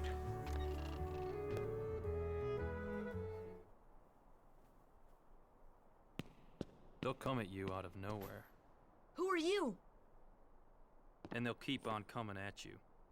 As long as you continue to wield the Keyblade. Sup, Leon? But why? Why better known as Squall. And I love that he has Renoa's emblem on his jacket. Now, let's see that Keyblade. What? There's no way you're getting this. Alright. Then have it your way. He has such a cool design in Kingdom Hearts as well.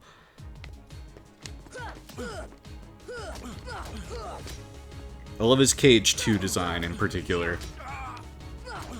Because it gets a little bit closer to his Final Fantasy VIII appearance.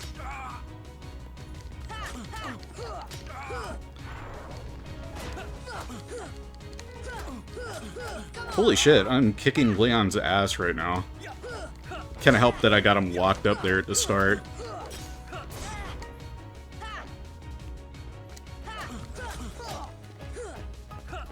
Shit. I do want to beat him though. So let me use a potion real quick. Nope, there we go. Beating him does make a different cutscene appear. So he kind of kneels. Sora does still pass out. But he doesn't just pass out from getting his ass handed to him by Leon. You're slipping, Leon. And you get that dialogue of Yuffie saying like, hey, you're slipping, dude. What's up? Going easy on him. Looks like things are worse than we thought. And then this is all the same, regardless of the outcome of the fight.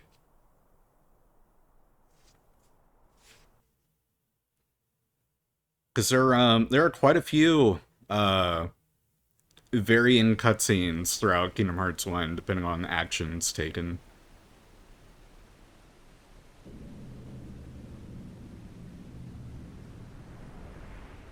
And this is a final mix addition to the game, so this little cutscene was not present in the original PS2 version of the game.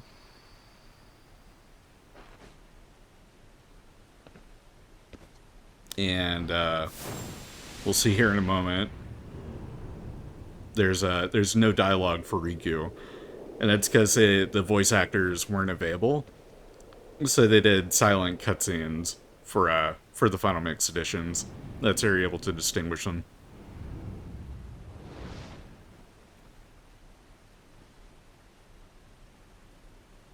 Isn't this Kingdom Hearts trivia sequence with Chewy Coffee a lot of fun? Hell yeah.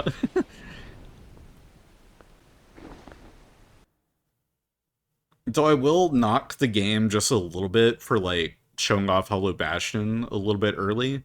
Because I much prefer the first look at Hollow Bastion being at Deep Jungle. Which we'll get there maybe with this stream, maybe not. Might be the next session. Excuse me. Did the king send you?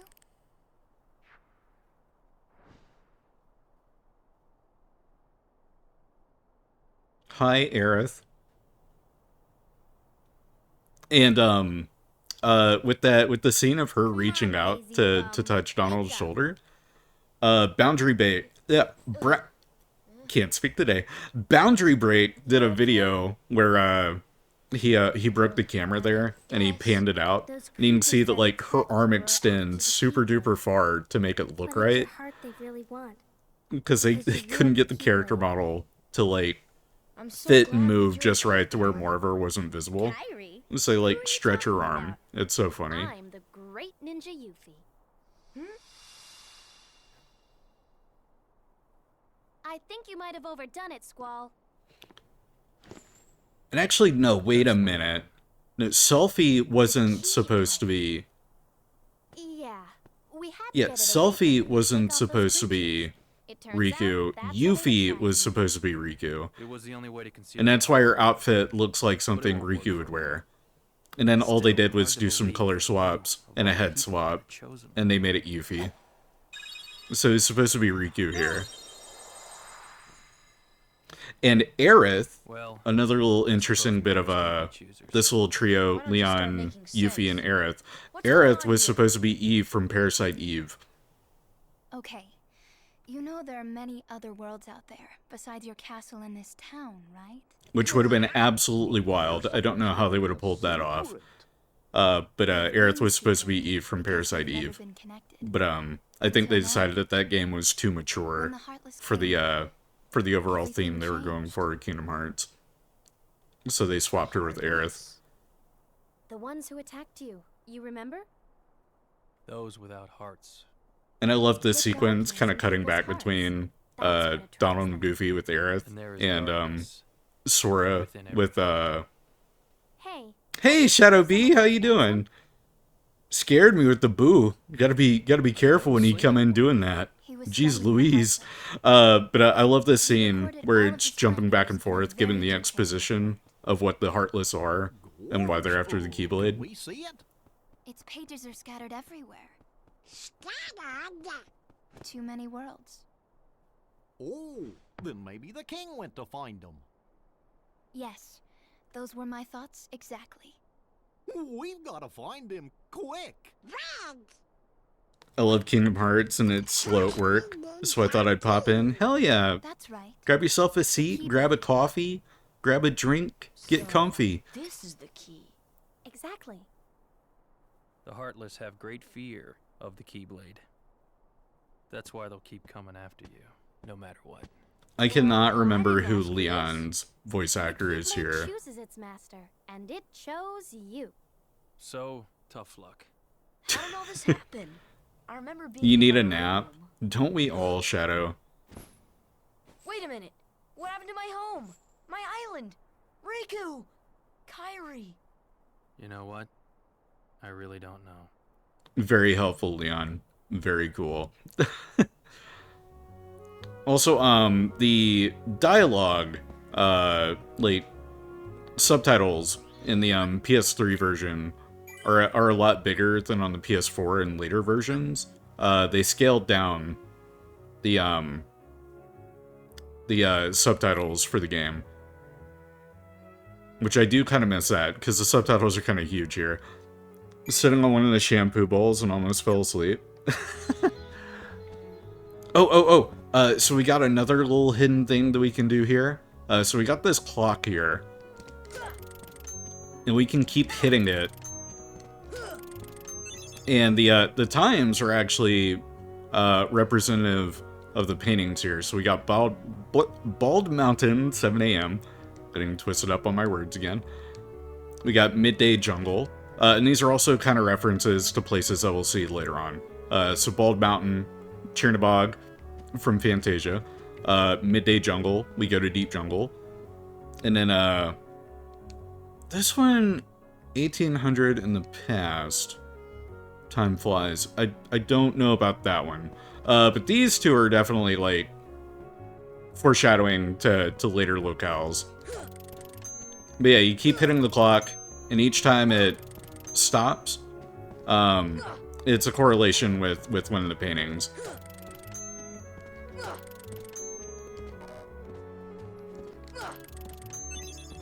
Here we go, that's 2, and then we need 1 more.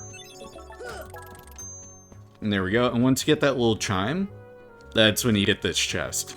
And you'll be able to get a mithril. Which I always thought was really neat. And then if you talk to Leon here, Keyblade can supposedly unlock almost anything. You're bound to run across treasure chests and other locks. Try it out. And boom, now we can open this. So if you try to open it before, it'll say it's locked.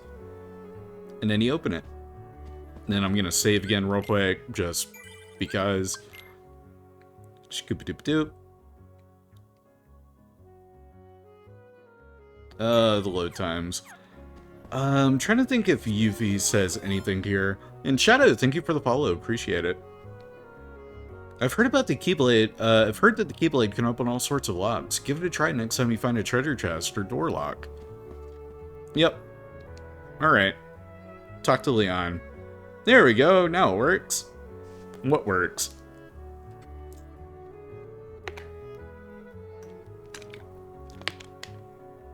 Big sip of water.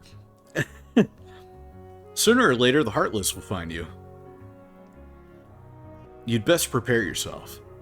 Prepare myself. Trying to follow, but Wi-Fi connection said no. Oh, okay. And I am ready. Let's go. Oh no, the Heartless. Go.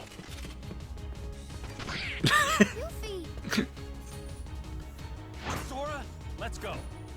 I love this, just kicking the Heartless out the window.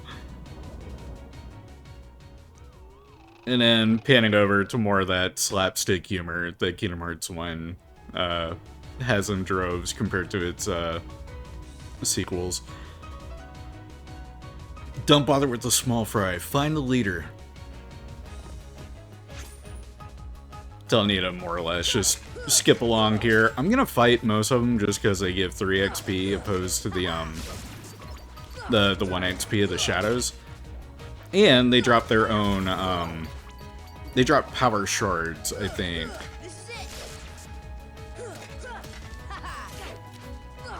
Though you do have to be careful because they will gang up on you.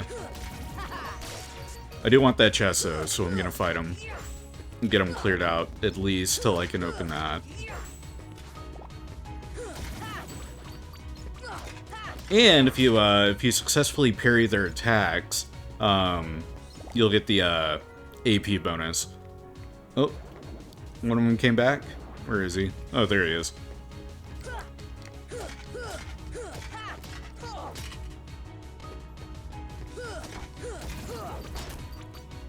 Alright, now we should be able to open up the chest. And got ourselves a potion. Pushing that chest won't do us any favors. Can I jump back up on the... Yeah, I can jump back on the balcony. I have to come over here. But there's a chest on one of the balconies if we hang out here for a while.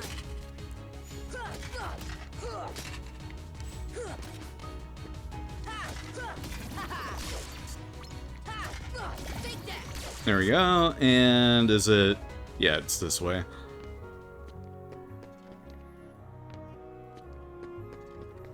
And then can we go into the red room? I don't think we can. I think it might tell us it's locked off. Or no, we can go into the red room. Oh, hi, it's some mushrooms. Hey, fellas. I don't have magic yet, so I'm just gonna bop you guys.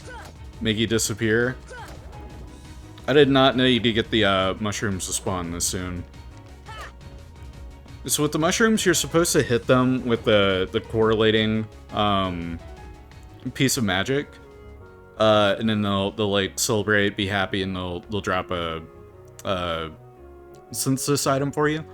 But since we can't do that, they don't drop us anything. We got a pretty stone, more or less useless.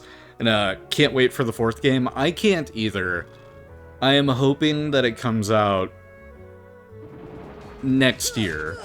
I doubt it's gonna come out this year, but if it can come out next year, that'd be great. And then I'm still waiting to hear more on whether or not Missing Link is gonna happen or not for this year. It's supposed to, but I have my doubts.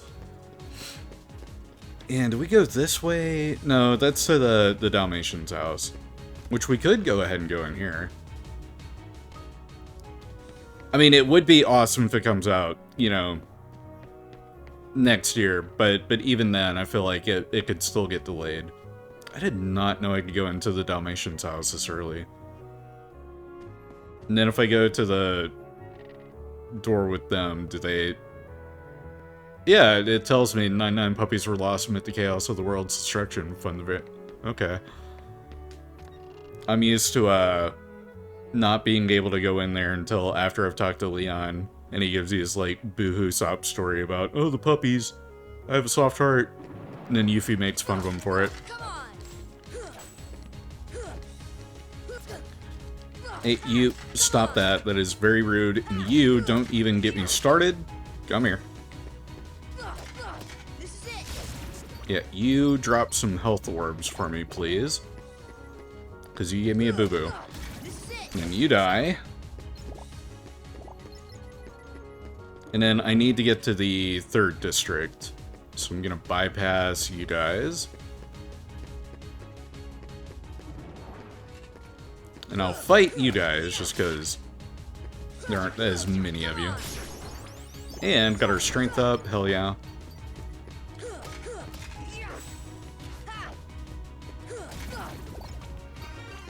And thank you, Shadow, for the hydrate. I will hydrate just as soon as we get this fight over with. Are we in the clear? We are in the clear.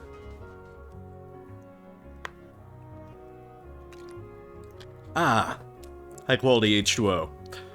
Now, 3rd district.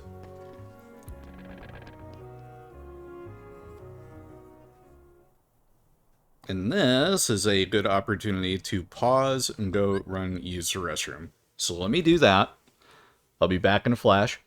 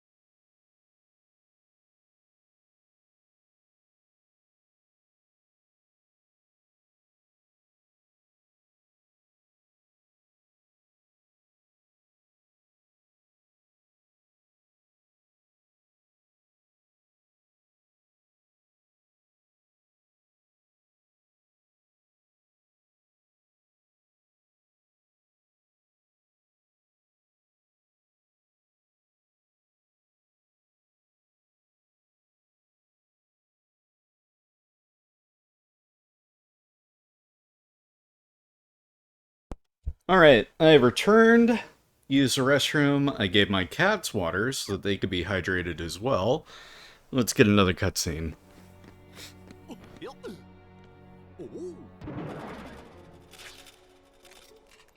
Gosh, are these the Heartless guys? Let's go get them!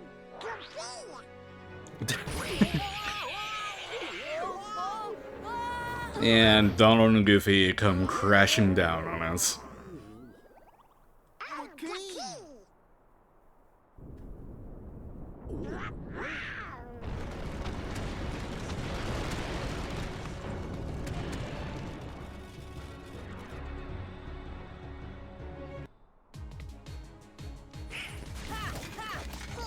And then I thought the battle theme would switch over to All for One. At least I think that's what the track's called. But no, not yet.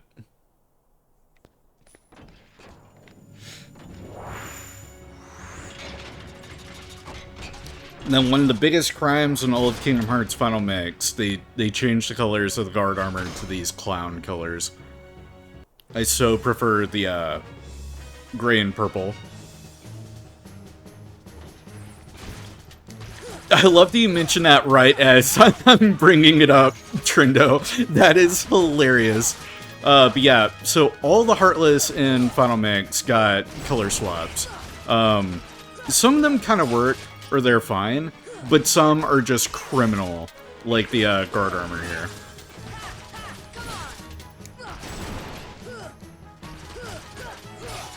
Surprised I didn't take damage there.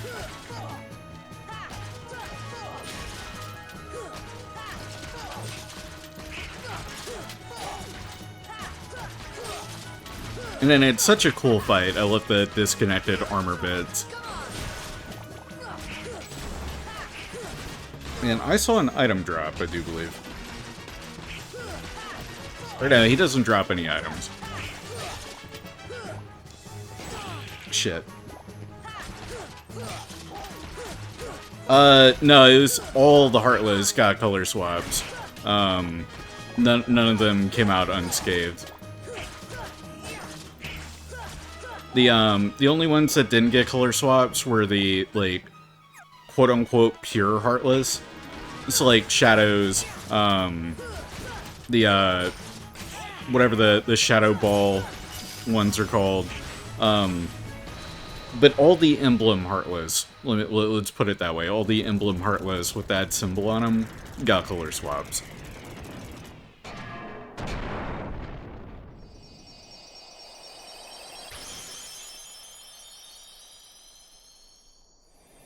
Yeah, you and I were, in fact, on the same wavelength on that one.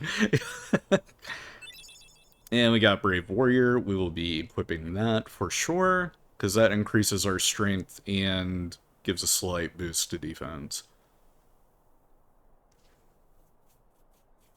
So, you were looking for me? They too have been seeking the wielder of the Keyblade.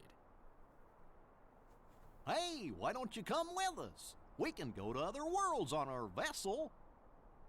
And I think this is one of the most replayed sequences in all of Kingdom Hearts. Like, this area, the, like, initial meeting of Sora, Donald, and Goofy, gets referenced or just outright played again in so many other titles. Sora, go with them. Especially if you want to find your friends. Yeah, I guess. But you can't come along looking like that. Understand? No frowning, no sad face, okay? And Sora is about to make the greatest face known to man. Yes, but ones on happy faces. Happy?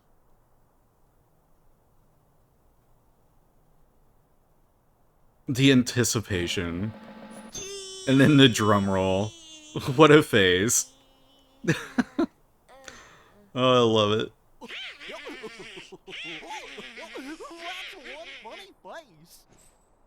Okay, why not? I'll go with you guys.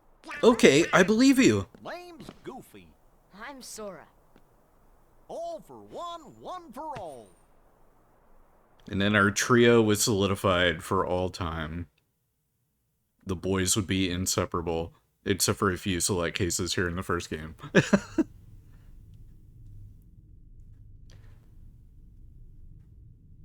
Are we about to get the villain reveal? Is this... Oh yeah, here we go. That little squirt took down that Heartless. Who'd have thought it? James Woods. The power of the Keyblade. The child's strength. I like that they got all their voice actors back too. So Jafar is voiced by his voice actor from Aladdin. I wish I knew their names off the top of my head, but I unfortunately I don't. Slug on the eyes, they're all built rats by the look of them. You're no prize yourself. Shut up! And it's so dark here. This is another scene that got, like, brightened up significantly on the PS4 and beyond kind of versions. Jonathan Freeman is Shafar. Thank you, To Drink. Either way, he could be quite useful. But most of the Disney actors return. There are a couple of select cases, and we'll go check one of them out shortly. After we take care of Neverland. Or not Neverland, Wonderland. Kind of goofy for the game to have Wonderland and Neverland as options, because I'm going to get them mixed up often. Make sure you're prepared for the journey ahead of you. We don't know how far the Heartless have spread. Check out the shops here, they got some pretty neat stuff. This is from all of us. 500 money, and we get a second option to, or we get a second item specifically from Leon here if you beat him. If you don't beat Leon, you don't get the elixir. Good luck, I hope you find your friends. Look out for each other. Keep your spirits up. The gummy ship is outside that gate. You can teleport to the gummy ship from save points. Open the save menu and select gummy ship. Not all save points let you board the gummy ship. This is true. The what? That's our ship. Wait till you see it. Hold on. Sora, this is for you. Thank you, Trip, for the hydrate. Appreciate that. Also, goodness gracious. Just saw the time that we've been going for. Hey, Moderunis, if you would, if you don't mind passing out some shouties for the friends of chat in here, I'll help you guys out, of course, and getting the right folks for all that. Yeah, thanks, To Drink. Now you can use magic too. Goofy, give him that other thing. What? You know. Oh, yeah! Sora learned dodge roll. Activate abilities by equipping them. We've already done that once. Abilities allow you to do all sorts of things. Guess we should look for them along the way, huh? Okay, is that it? Let's get going. Not till we're ready. Well, I see big adventures coming their way. Looks like it is up to me to keep track of it all in my journal. And old Jiminy, now we have the journal, so we can take a look back at the story so far. We can take a look at the characters that we've come across, and I like that it lets you like do the whole 3D model kind of view. I always love whenever games have like the glossary of enemies and things that you've come by, and it's such a PS2 thing as well. Like, so many of the PS2 kind of GameCube era games did this, and then they just completely disappeared in favor of, and I want to say it was Assassin's Creed that did it. Like, Assassin's Creed had just the Animus database, where it was just text logs with, like, a portrait. Like, it reverted back to that more simplified kind of thing, because Witcher does it, God of War does it, so many games do it where it's just that. But I loved being able to look at, well, we can't look at Mickey's, but I love being able to look at the character models. And then Kingdom Hearts 3 would actually expand on it a little bit more. So for some characters, they had alternate outfits, and you could like press a button to switch between the alternate outfits, which I always thought was pretty fun. But Donald throwing the ass back. Oh yeah, he's got that posture going. He's throwing it back all the time. Yeah, these are Goofy and Donald's outfits, which I meant to comment on. But this is what we'll see them wearing for the entire game. Goofy is not wearing his knight outfit, and Donald is not wearing his wizard outfit. They got more simplified drip going on.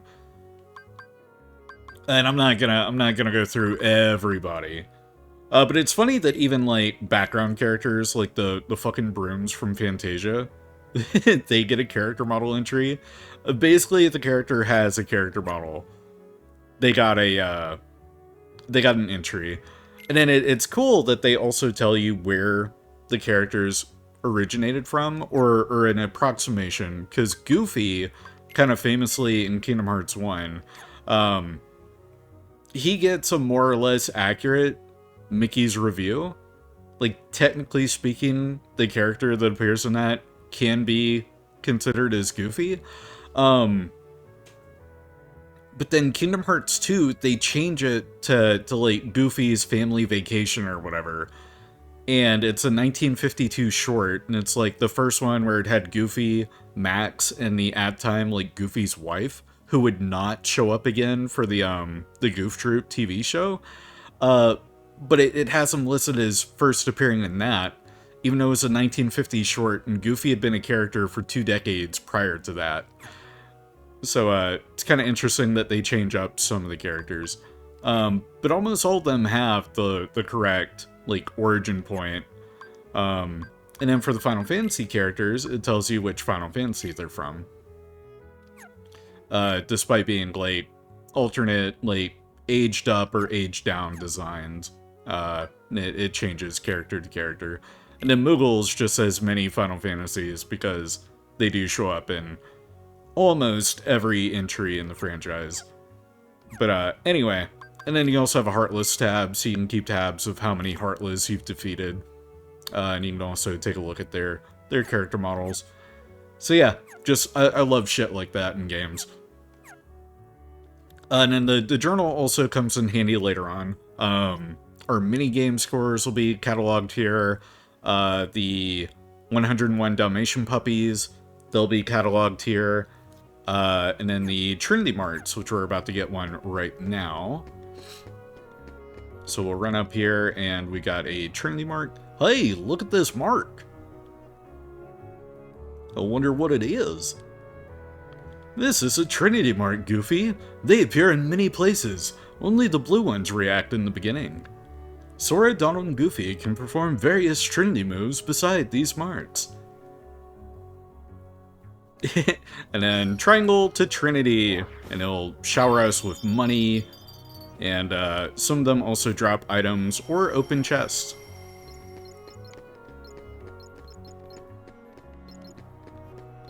So you can get some early money. And then we only have fire for our magic, so we can't do anything with the magic yet.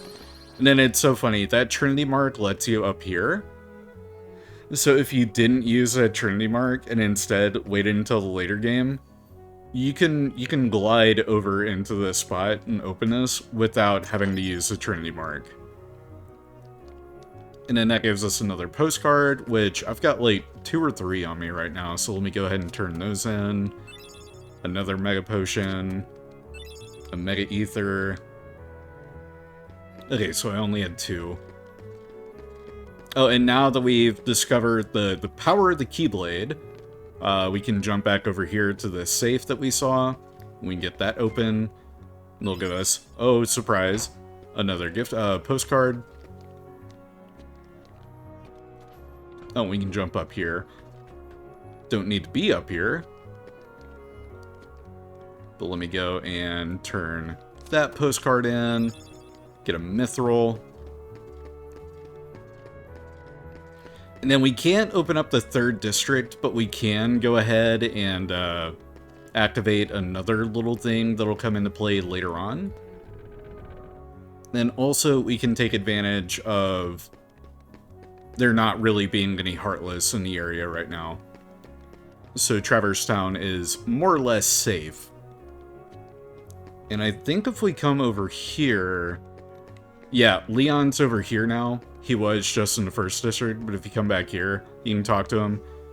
And it'll tell you about the puppies.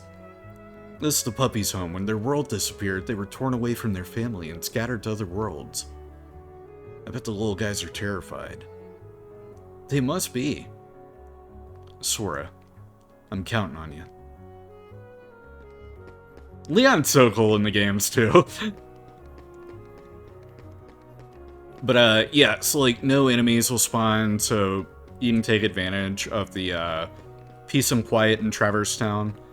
And, oh yeah, I've got the dodge roll ability. Let me put that on real quick.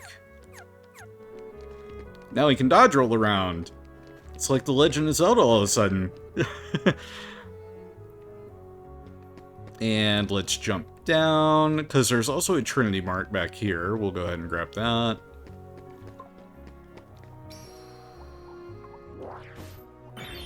Huzzah, there we are. Hey, an item. Camping set, which I probably won't use that at all throughout the entire game. The cottages and camping sets and tents, I don't use them in Kingdom Hearts. And then I hardly use them in Final Fantasy. Despite how useful they are. Oh my god, the the magician's house is so dark. At least it is on the stream. It's a little bit brighter on my TV. But, oh man, that's moody. Get some platforming going. And then let's go on in. Get another quick cutscene.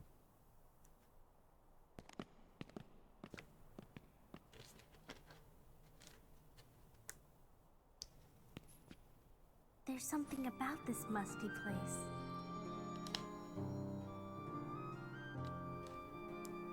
Hi, Kairi. It reminds me of the secret place back home. We found her. Scribble on the walls. For real this time, totes. Kairi? Sora? I do love this whole sequence, though. The magician's study is so cool. Well, well. You've arrived sooner than I expected. What? You knew we were coming? Of course. Are you a Heartless? Bruh. Oh my, no. My name is Merlin, as you can see. I'm a sorcerer. I spent much of my time traveling. It's good to be home. Your king has requested my help. King Mickey? Yes, indeed. Donald, Goofy, and who might you be, young man? I'm Sora. Ah, so you have found the key. What did the king ask you to do? Just a moment. Yeah, let the man unpack. He's ready to get settled back in. Presto!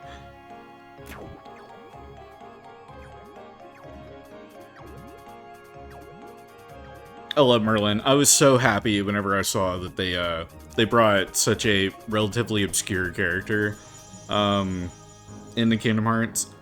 Because he's from Sword in the Stone, which it's a bit of an underrated Disney classic nowadays. I absolutely love the film. And it was well received when it first came out. It wasn't like it wasn't like the Black Cauldron where it almost ruined Disney. But Sword in the Stone's so fun. I need to rewatch it. There now. Your king asked me to train you in the art of magic. We can start any time you like. Let me know when you're ready to begin the training. Oh, and one more thing. Then we also have the fairy godmother here from Cinderella.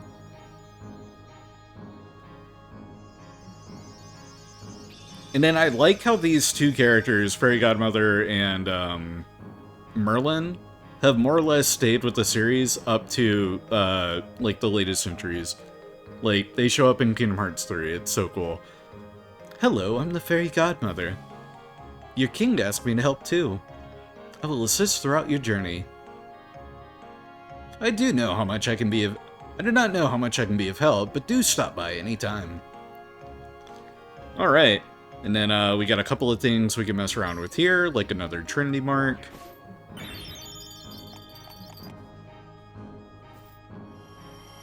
And let me grab that. Another Mega Ether. And give me all that money. And then was there anything else we could mess with in here? I don't think so. We won't come back here until a little bit later, but it is helpful to go ahead and have it activated and available. Overriding. God, the load times and save times. It's like the worst part. And we can go ahead and board the gummy ship from here instead of backtracking. The green cursor shows your current position. Select your next destination with the cursor. Oh, well, I guess we're gonna skip all that. Sorry to cut you off, Dale.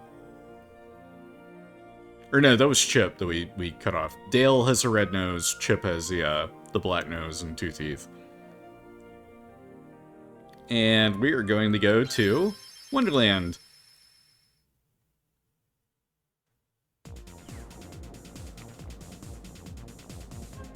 We traveled to different worlds on the gummy ship. The Heartless ship often give us a hard time.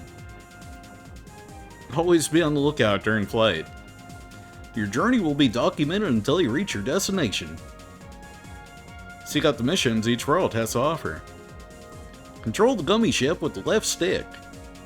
Tilt it up to the sand and tilt down to a sand. Yuck, I wish I taught my boy Maxie how to drive.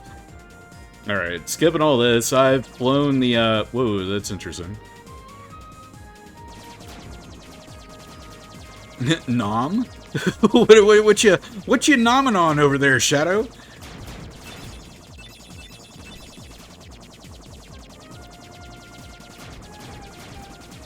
And got our Heartless ships. And we need to collect these spheres here. That'll give us our gummy blueprints. And we need to collect all the blueprints to get a trophy in the PS3 version. The trophy list got a little bit simplified during the PS4 version. Ooh, you're nomming on some coffee? Not me, are you? You're not nomming on me. Don't nom on me. That's. Hope you're nomming on like coffee, not me coffee.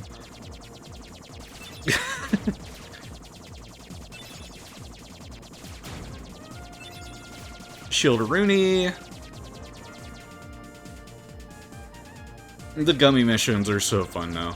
And then later on, you can give yourself like an upgrade to your boost. You'll get like nets that'll expand your item grabbing reach. So it'll make item collecting and material collecting easier. But the gun missions are a little plain in Kingdom Hearts 1. And then it becomes like an on-rail shooter in KH3, and then KH2. And then my favorite gummy ships missions are from KH3, where it's a full, like, 3-dimensional flyable space. With its own set of, like, side content and all that. But here we are at Wonderland.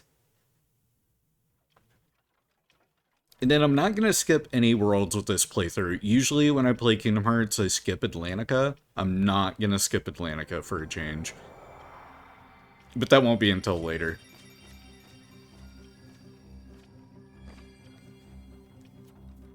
Wonderland. And this is such a fun world, too. And it really highlights the exploration and verticality of just skip it into.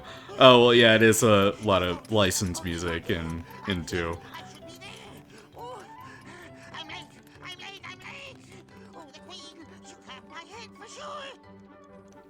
And it's amazing that they got so many returning voice actors from the movies, considering a lot of these movies came out in the 60s. Or some of them, like Peter Pan, came out in freaking 1940. And Captain Hook was still around in 2001 to do recording for the game, which is nuts.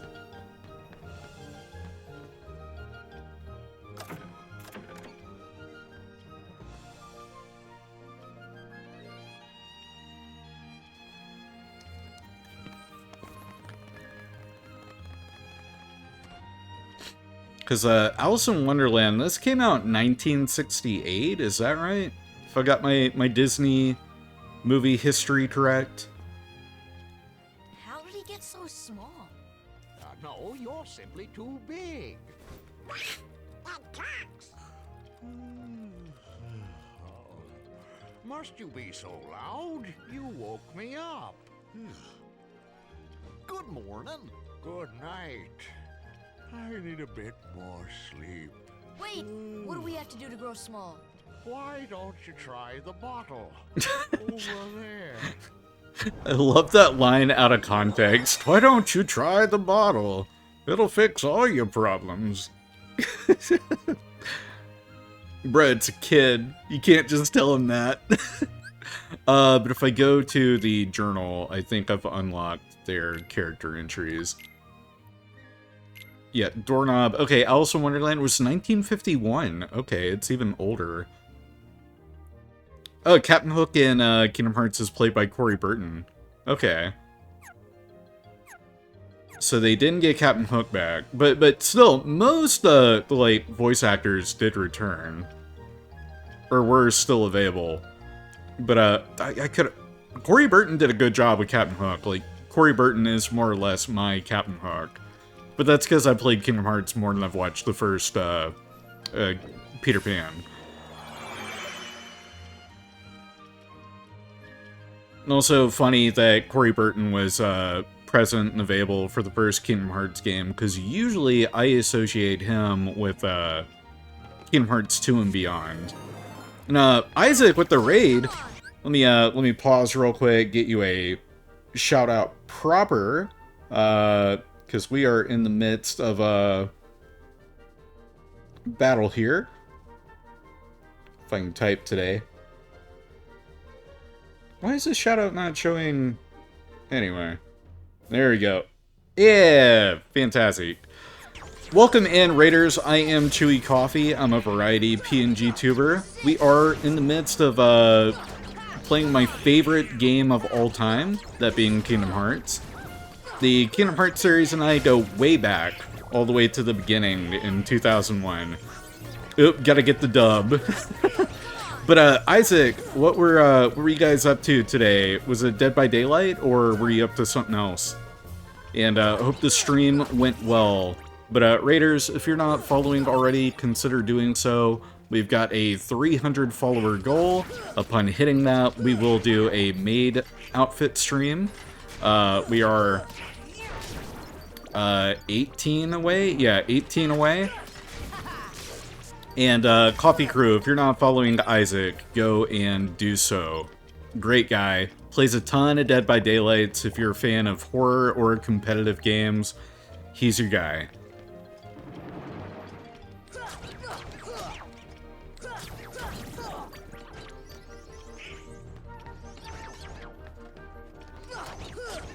But it's been a busy week of streams for me. Yesterday alone, we did a double feature of Animal Crossing and GTA 5, which that was a fun little combo. And I need to get big again, because I need to move some items around. Drink.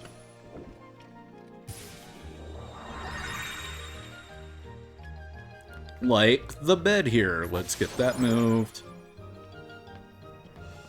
Is there anything else I can interact with before we move on? No, I don't think we'll be able to mess with all that until a little bit later. So let me shrink back down. And that should not respawn the enemies. We've not left the room. Here we go, Queen's Castle.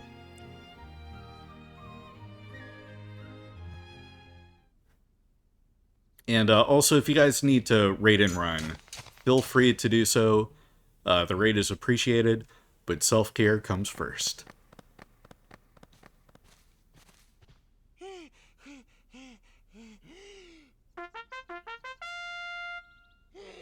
Court is now in session. On trial? Yes, you're on trial. You know what you did, Alice. The Queen of Hearts presiding. This girl is the culprit. There's no doubt about it. And the reason is because I say so, that's why. That is unfair. Well, have you anything to say in your defense? Of course. I've done absolutely nothing wrong. You may be queen, but I'm afraid that doesn't give you the right to be so mean. Silence! You dare defy me?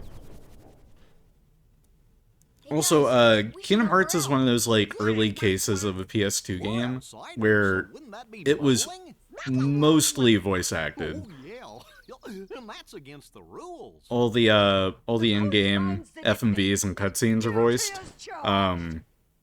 The areas where you, like, have to talk to the NPCs, those aren't. But, all the cutscenes are, so it's really, really nice. Oh, please! Hold it right there! Who are you? How dare you interfere with my court? Excuse me, but we know who the real culprit is. Uh-huh. It's the Heartless. Anyway, she's not the one you're looking for. That's nonsense. Have you any proof?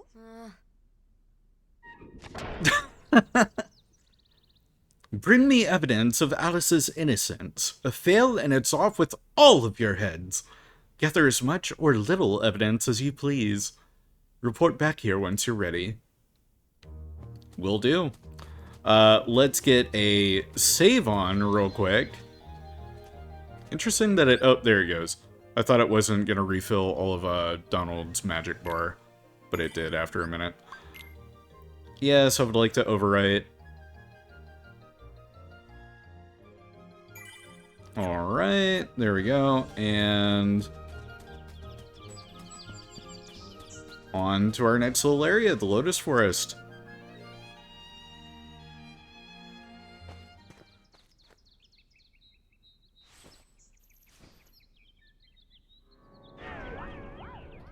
Hello, Cheshire Cat.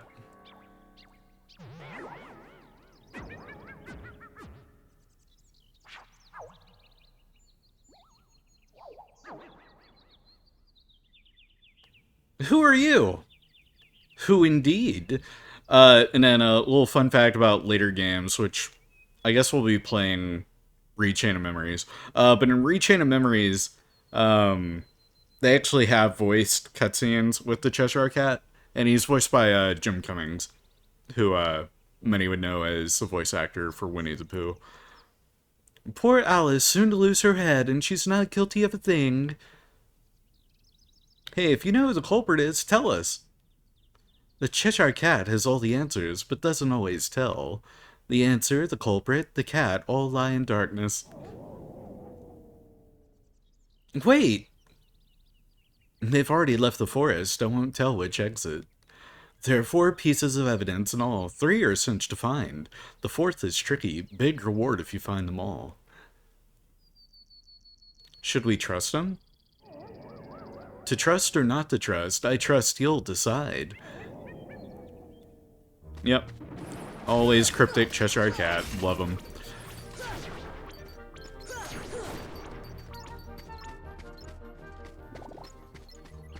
And one of the neato burrito things about Wonderland here is you can talk to all the flowers, and they'll tell you to give them an item, and if you give them the right item, they give you either an item or something in return. But before I do that, let me go ahead and get the board cleared. We got a piece of evidence right there. Hey, Donald, Goofy got a level up. Potion, we'll need plenty of potions. Got a Trinity mark here. Looks like we got an accessory. What do we got? Oh, no, isn't... No, it's a tent. Okay. But speaking of accessories... Has to go back to work now. Bye-bye. Thanks for hanging out, Shadow. It was great having you. Feel free to drop by anytime. If it slows down again, feel free to swing on in here. I'm sure we'll still be going for a little while. I think I'll clear out Wonderland, and then we'll go from there. Donald, do I have any other... No, that's everything. What did the... Yeah, it raises max HP and strength. Okay, so not the fence, it raises your HP. And there's our evidence. Got the footprints.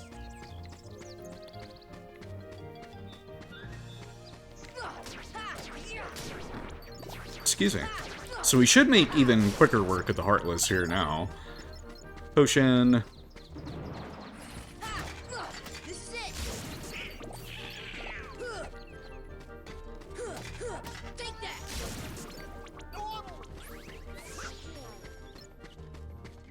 What item do you need? You also want an ether. And then you, over here, you want a potion. Well, I can give you a potion. Let me go ahead and lock onto you. Potion. Give that to the flower. And we get a high potion in return, which is pretty groovy. So sometimes they'll give you an upgraded version of the item. And then other times they'll do stuff like give me a potion, I'll make you bigger.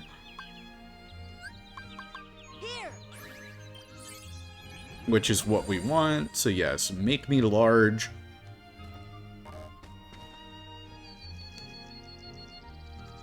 And we can strike the tree here. Or I thought we could. Oh wait, no, we have to do this.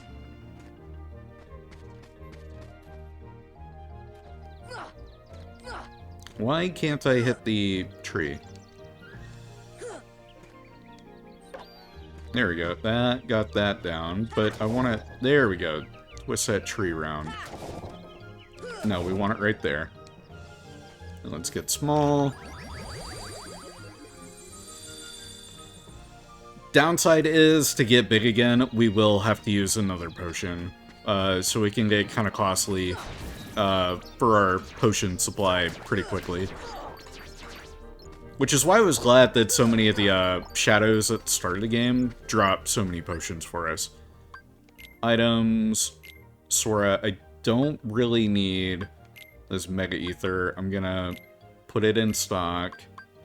Exchange. Stock, because we got plenty of potions.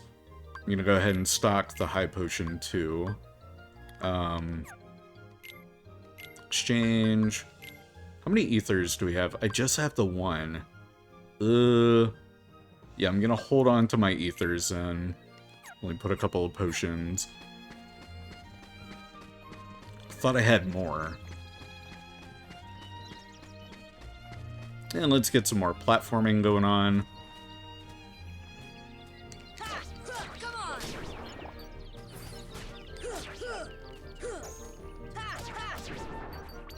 There we are, and yeah, we want to go over here. And then this is what's so neat about the Bizarre Room. You have like a dozen different entryways to the Bizarre Room, and each of them like does a different thing, and it's so cool. But Donald, yeah, yep.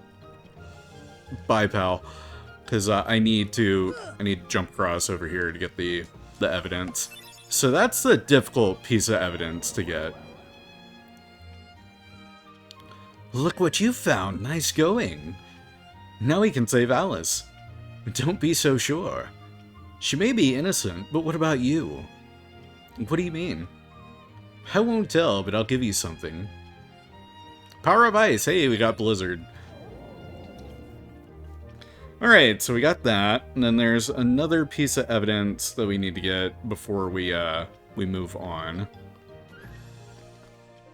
But I don't think I'll be able to get it from here. I'm gonna have to go all the way back around, because we only have 2 pieces of evidence, and there are 4 in total. I'm gonna get all 4. Because the evidence comes in handy whenever you're revealing who the real culprit is. If you only have 3 pieces, then it means Donald and Goofy show up in the evidence kind of lineup. And you have a 2 out of 5 chance that you'll move one of them to the like the culprit board or whatever, and they won't be able to help you in the fight that follows. But if you have all 4 pieces of evidence, only one of them is possible to show up there, and it makes it a lot easier for you to show that the Heartless are guilty, and then both are able to help you in the fight. It doesn't make a huge, amount of change for the fight. It's not a very difficult one. But for, like, say you're playing on Proud, it can make a difference. And there we go, saved again. Let's run back in here.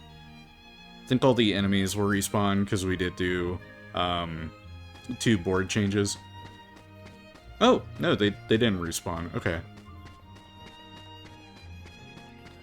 So that will make platforming over here relatively easy. There's another piece of evidence. So that is 3. I thought I'd be able to make that jump. Damn.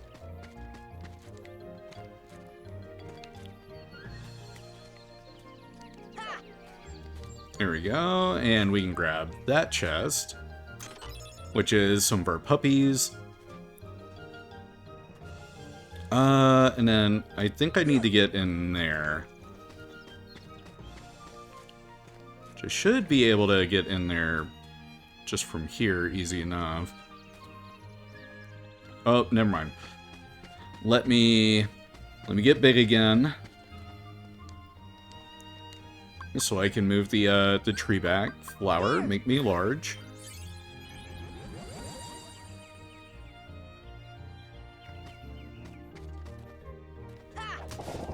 There we go, and yeah, give me that.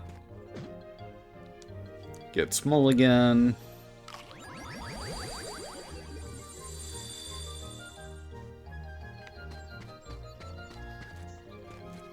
And that should take us right to the 4th piece of evidence, if I got my layout of the rooms and my memory serving correctly. Yep, there we go. And stench. So we got all 4 pieces of the evidence.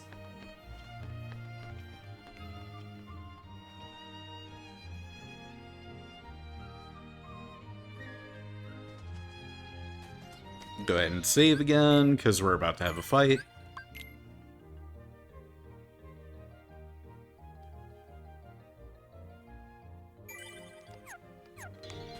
And talk to the rabbit to let him know we've got our evidence.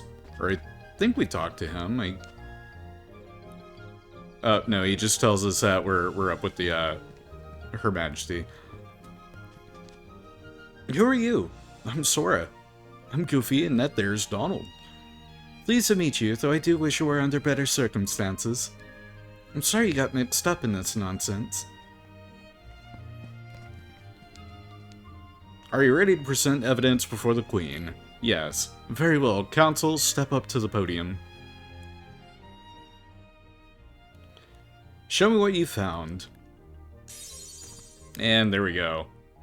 So, you present 4 pieces of evidence, and then they respond, well, that's a lot of evidence, but I'm still not impressed.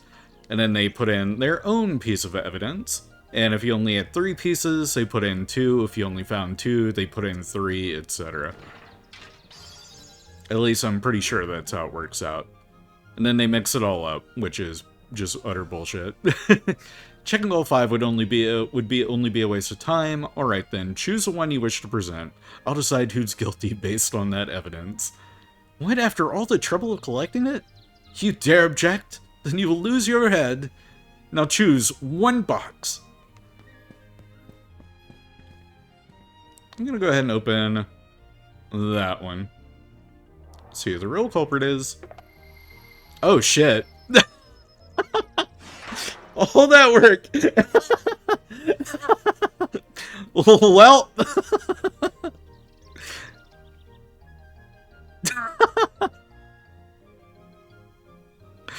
Oh my god. I wonder if I can do the... like old school PlayStation restart. I can't. Well, the fight isn't particularly challenging. It just means that Donald and Goofy won't be there to keep the cards distracted while I take out the tower here.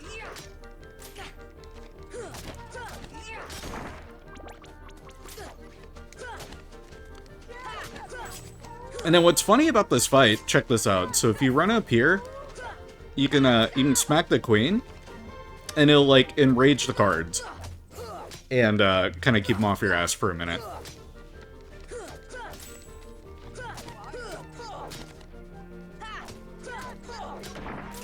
There we go, that's 2 of them. Oh, shit. Alright, let's go hit you. Oh my god.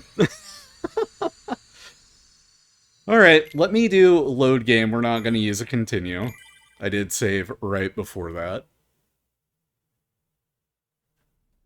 That's just, it's so funny that I was saying, oh yeah, it makes it a lot easier to not get Donald and Goofy, and then the first fucking time it's Donald and Goofy, I've never had them get grabbed before.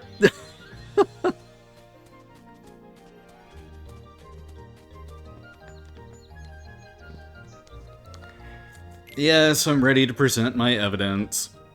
Try this again.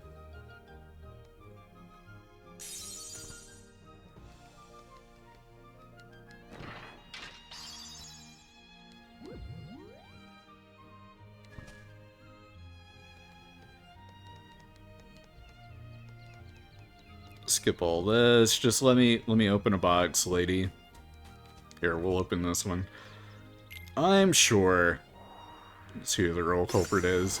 Hey, there we go. Alright, so now we have Donald and Goofy to keep everyone distracted while we do the real fight.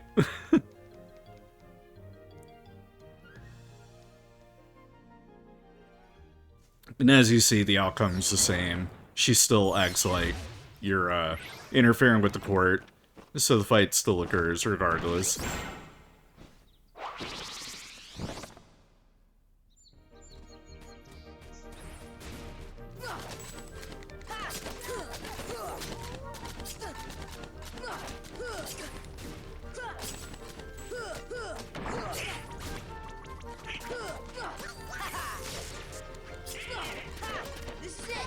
Yeah, Donald and Goofy keeping them busy is certainly helpful. I could use some health. Oh, never mind, I won't need it. And now just to break down the tower, and done.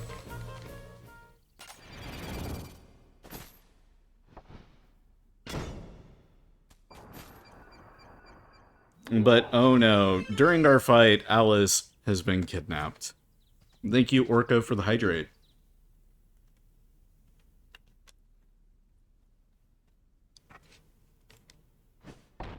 New hydrate redeem? Oh shit. No, it's not new, it's just there for once. You fools! Find one who's behind this, I don't care how. Alright. Now, I'm trying to remember... Do we have to talk to you? Where did that girl disappear to? No. Let me save, though, real quick.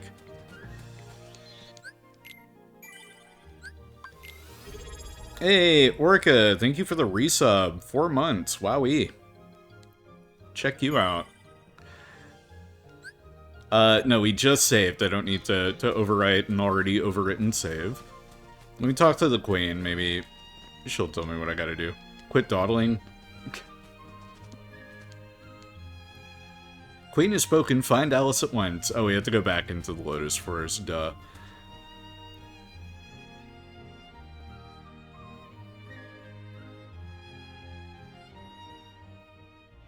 And Cheshire Cat? No. Throwing the boulder. And Cheshire Cat, yes. Have you seen Alice? Alice, no. Shadows, yes. Where'd they go? This way, that way, doesn't matter. Left, right, up, down, all mixed up thanks to the shadows. Step deeper into the forest to the deserted garden. You might find shadows in the upside down room. Alright. Oh, and first large body that we have to fight. So we get some new enemies. And they are a pain in the ass to fight in Kingdom Hearts 1.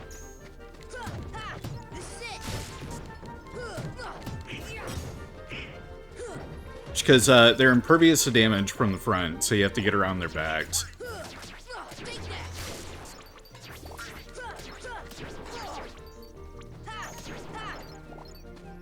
Huzzah.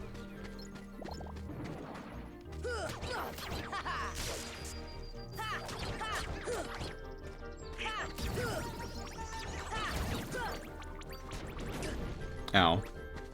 Alright, you come here. Yep, you die.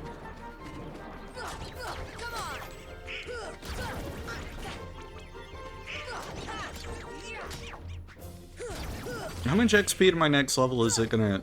it's not telling me.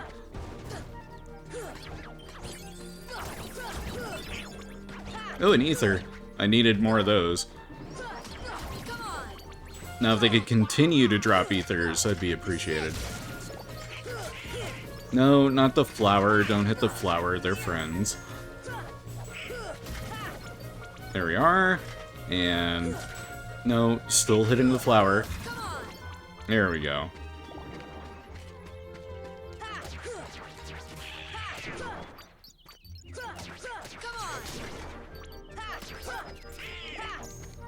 And am I hitting Goofy? No, no, it just keeps parrying. And done. Are we clear here? Yeah, we're clear. I don't think doing any more platforming around here is gonna do me any good right now. Oh, wait, shoot. There was more I could do back there. Could have made myself large again and pushed that rock. So let's go back to the Lotus Forest. There shouldn't be any enemies.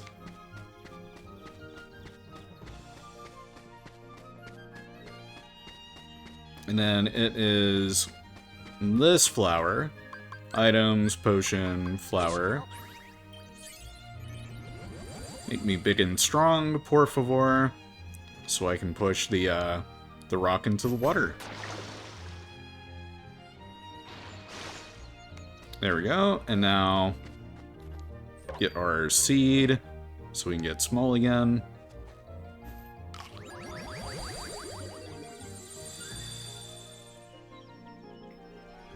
But I love how much you have to, like, mess around with the environment to like, figure stuff out. Because now we can go in here, and we got a Trinity Mark and some enemies.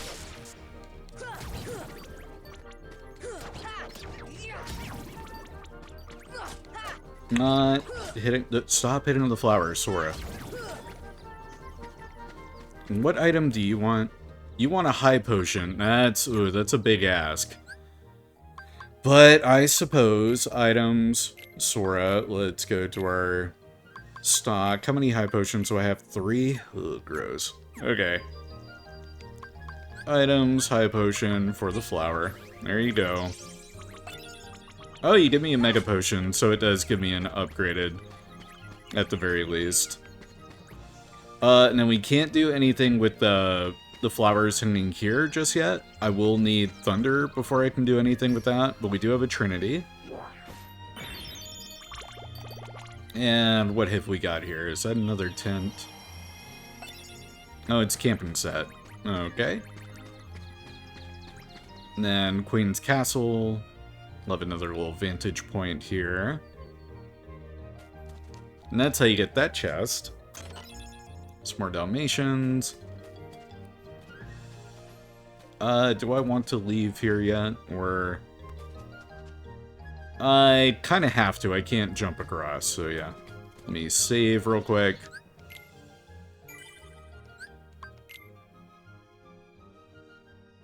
Doop-a-doop-doo.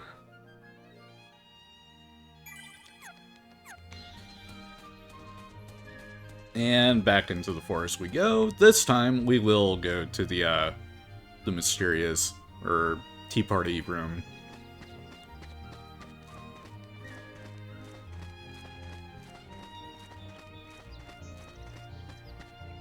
Tea party room. And then there's a fun little thing you can do in here where you can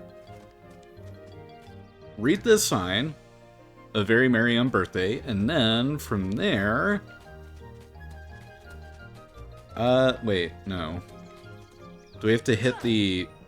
Do I have to examine the painting? Sit down to get your present. There we go. You have to interact with the board twice. And now each of the chairs will give you a different thing. Some of them good, some of them bad. So we got an elixir.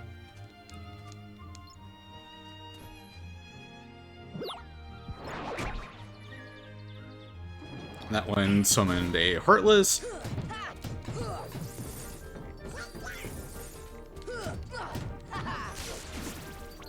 There we go. And a Protera chain. I will swap that out real quick. Because we got the Protect chain. That is the upgraded. And then Goofy, I'll give you the Protect chain. And then to reset the room, we do have to leave and come back.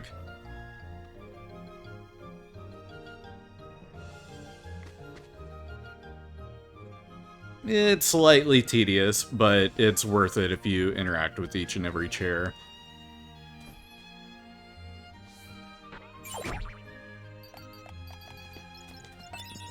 And we got a potion and lots of money.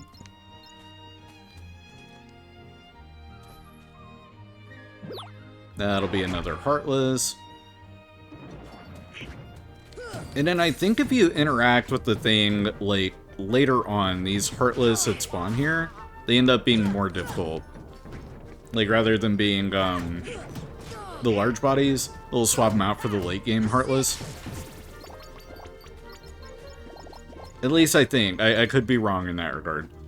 But I'm pretty sure that's how that worked. And back in.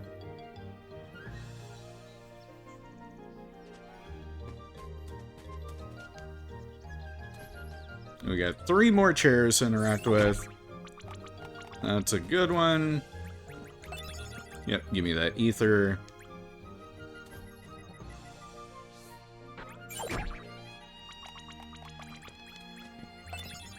Give me another potion, and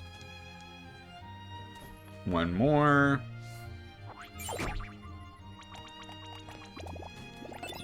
And another potion. Okay. To the Bazaar Room. Because now we're in the upside down version. They're hiding somewhere in the Mummer's outgrove. Want to find the shadows? Try turning on the light. Those are made up words. Or those above my reading level, my guy.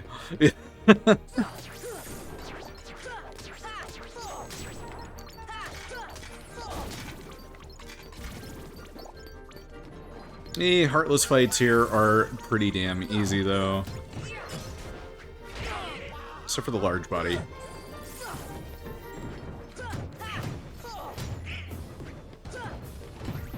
They make them more bearable to fight in Kingdom Hearts 2 with the react commands.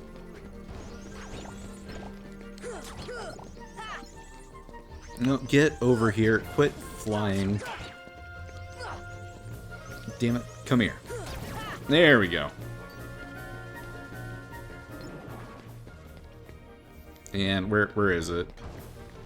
Oh, there you are. Come here. Damn it, get down from there. Oh, there we go. Alright, now you're toast.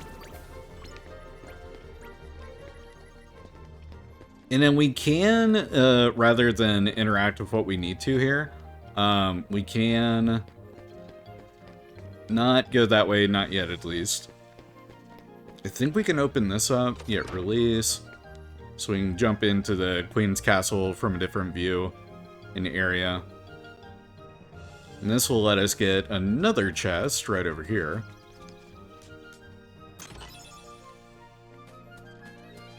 And then right below us is our save point. Let's save again. Save often, I always say.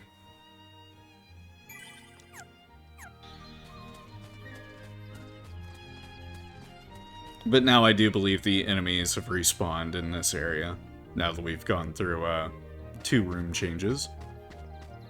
Or, no, maybe not. Okay. Fine by me.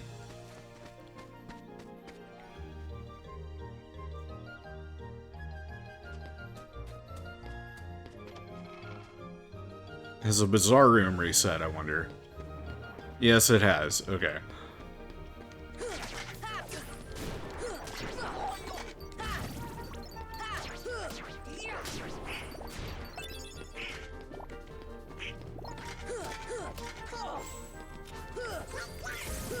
There we go.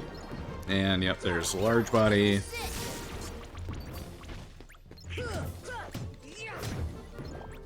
Say they aren't so bad. We've got high enough strength that kind of blow through them pretty quick. It's just a matter of getting behind them. No, don't do that now. Christ, can you? There we go.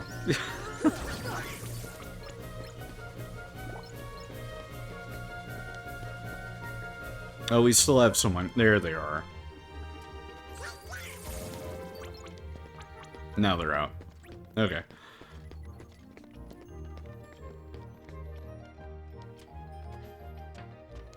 Touch. And I like that it makes changes in the room proper that we get to exploit later on. It's too dim. Make it brighter. One more lamp that you need to light.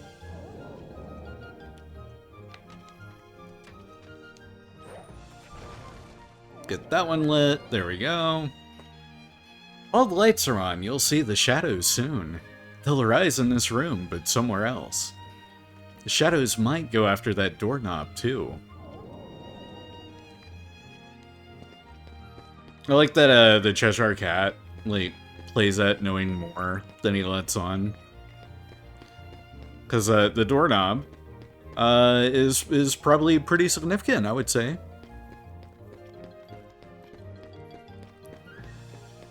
And then I think we want to go ahead and go back. Yeah, we'll go back the way that we were prior. Because I think we have to interact with some items before this room gets all funkified again. Release. Up we go. Queen's Castle. And then one of my favorite boss fights is coming up in the entire game. Just because, like, as a kid, it was the first real skill check. And kind of test of strength and all that in the game. But it's like, it's so easy fighting him nowadays.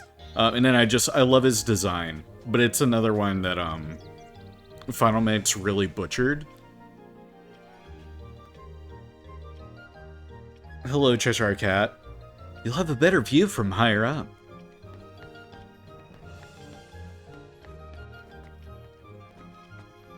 If I can get up there. There we go. No, damn it. There we go.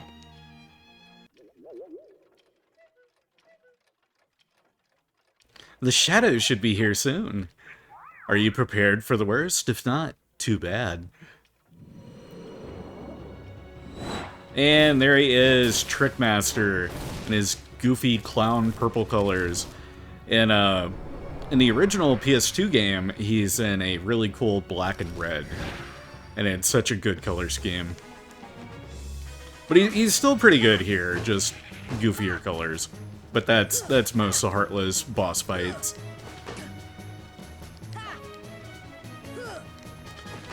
Alright, I may have to utilize the chair here. Come on, yep, come a little closer. There we go.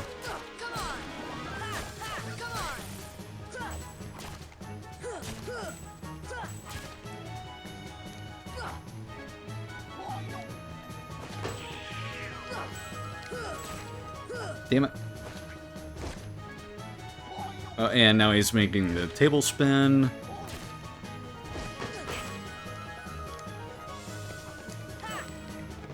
The damn maracas, man.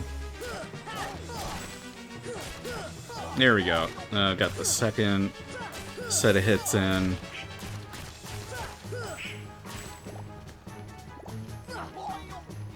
Usually I'm able to fight him without having to use the table all that often. Ow.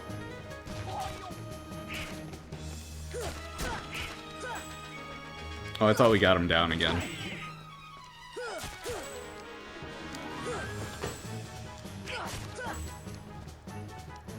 Because if you can dodge his swings, the body comes down low enough that you can get some hits in.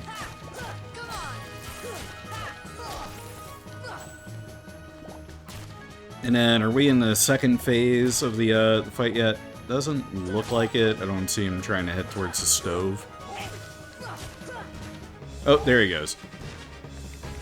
So if you come over here, you can actually, like, you can prevent him from using the stove to light his maracas. But I wasn't quick enough for it. But it's a neat little thing that you can cut him off from doing, because he does a lot more damage when his things are lit.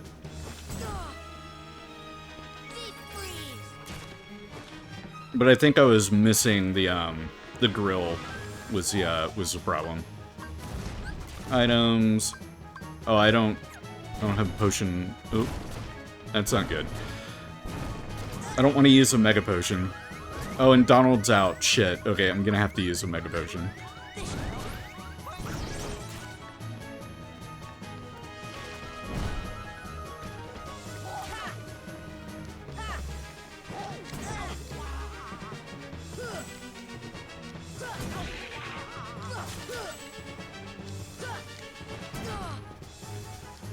I love the battle music.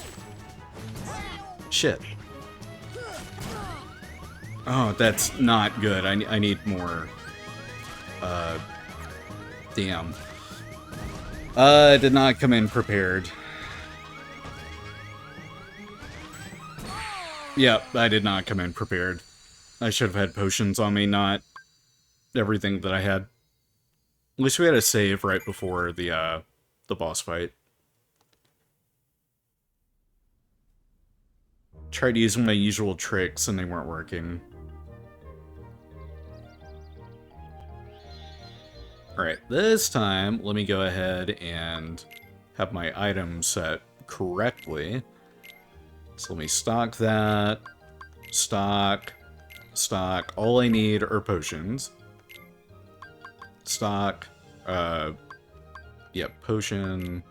Because I don't even have more than 30 HP at this point. Exchange. Stock. There we go. Exchange. Stock. Potion. There we are. And Donald, I'm gonna go ahead and have Donald carrying a couple of potions.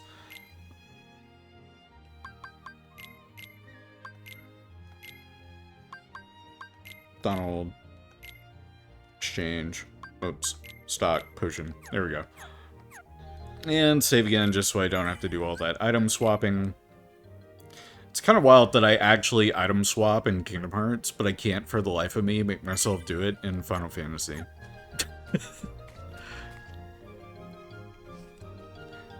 It's that difference with the familiarity with the gameplay and all. Skip all this.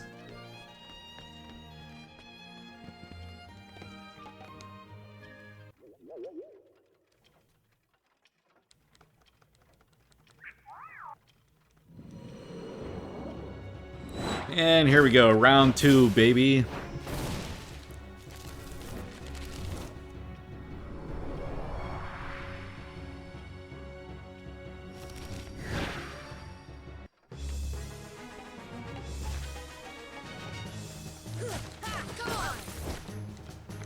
Nice set of hits there right at start.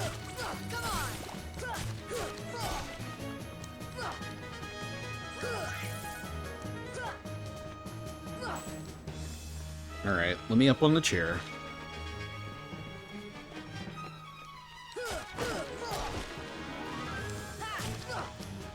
Yeah, give me that bod, dude. Give me the bod. There we go.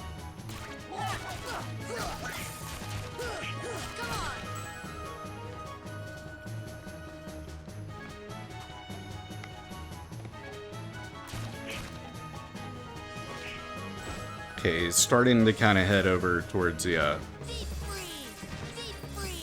don't know how often you have to hit it.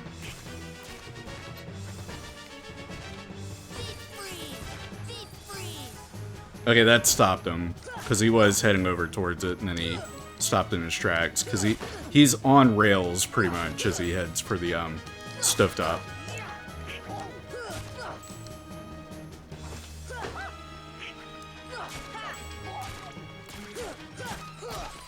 And then I just need to try and keep an eye on it. Yeah, it's back up again.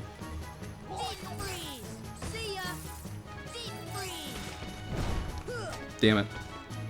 Didn't disable it that time. So you must have to hit it like 3 times or so.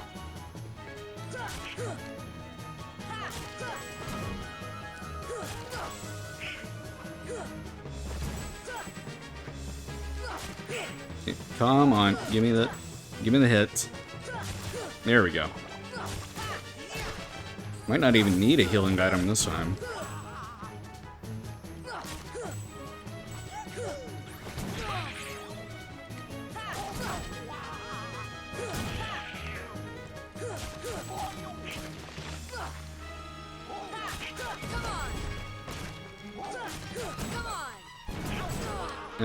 No, he's going kind of wild here.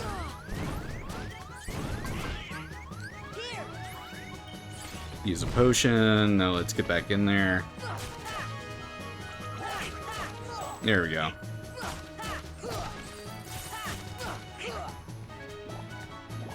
We don't have scan, so I can't see how close I am, but I imagine I gotta be a few hits. There we go.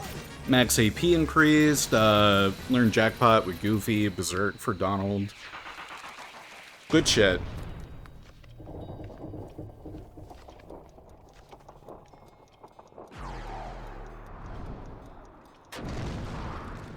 And with him knocked out, that concludes Wonderland, at least for the first visit.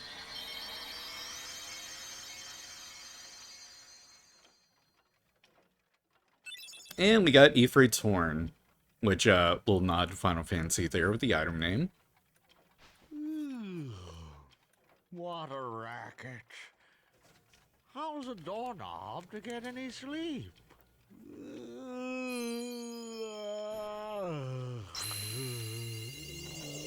And our first keyhole.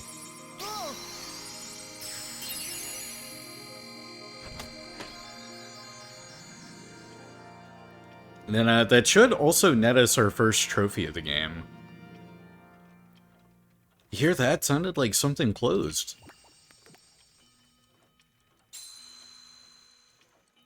This gummy ain't like the others, no sir. Okay, I'll hold on to it.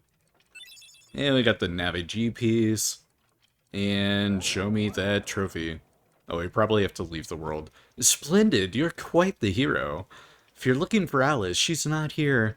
She's gone, off with the shadows, into darkness. No. Let's go back to our gummy ship. We might find her in another world. We gotta go to the save point to return to our ship. Indeed, we do.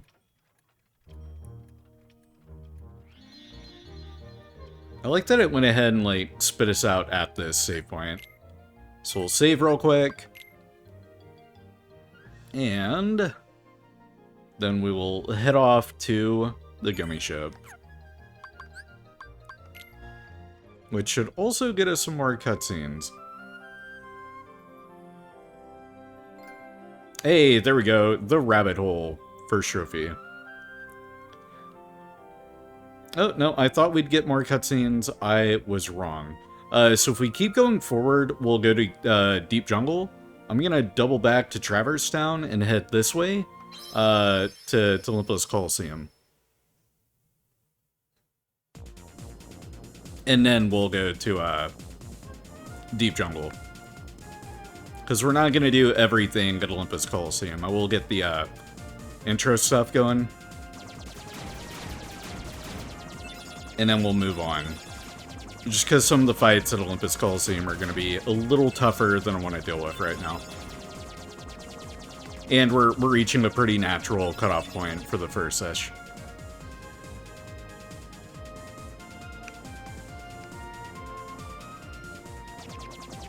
Come on, give me stuff. There we go, and kill some more Heartless. Actually, no, maybe I'll take us to Traverse Town, we'll stop there, save, and then next session we'll start with Olympus Coliseum. Yeah, I think that's what we'll do. No, we'll go right ahead to Olympus Coliseum. Never mind.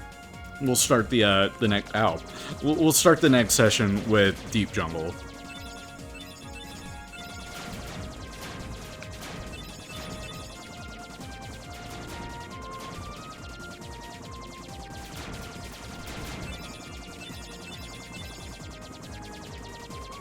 I swear if I die in the gummy ship. Though we shouldn't. Traverse Stone will be like right up it. Yep, there it is.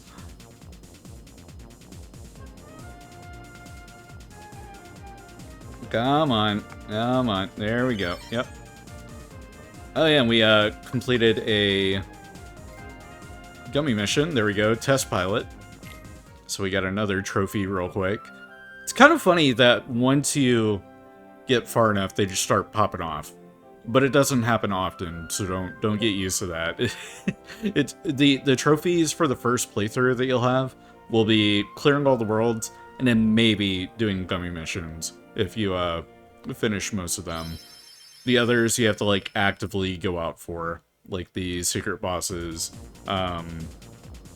going for all the items, because there's a trophy for getting every Keyblade, getting every shield for Goofy, and then collecting all the staves for Donald. Which actually, come to think of it, we probably could have stopped at the accessory shop and bought a shield and staff for Donald and Goofy, which I might do that next session. We're just gonna get some real quick Olympus Coliseum stuff out the way. Mostly the training montage with Herc and Phil.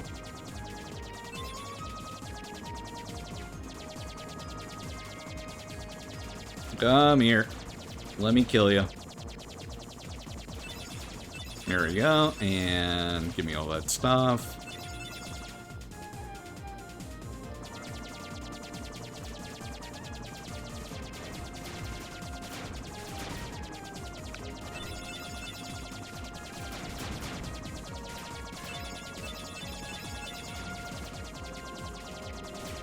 And thread needle.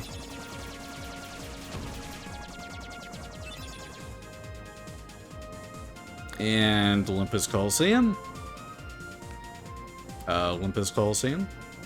No. Nope, we still have a little bit of the course left.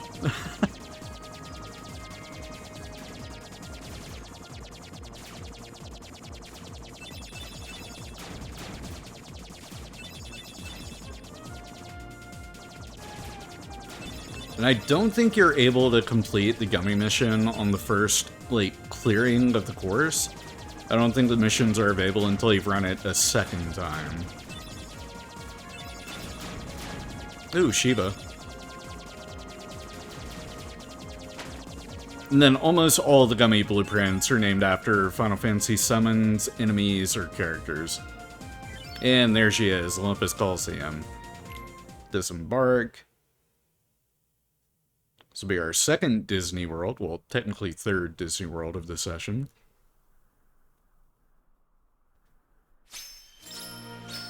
And this is an icon of the Kingdom Hearts series. Shows up in almost every one of the games.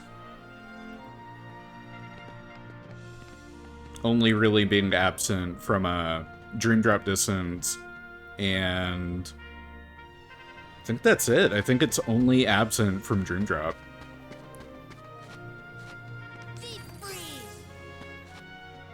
Oh man, I totally missed that too. Well, shit.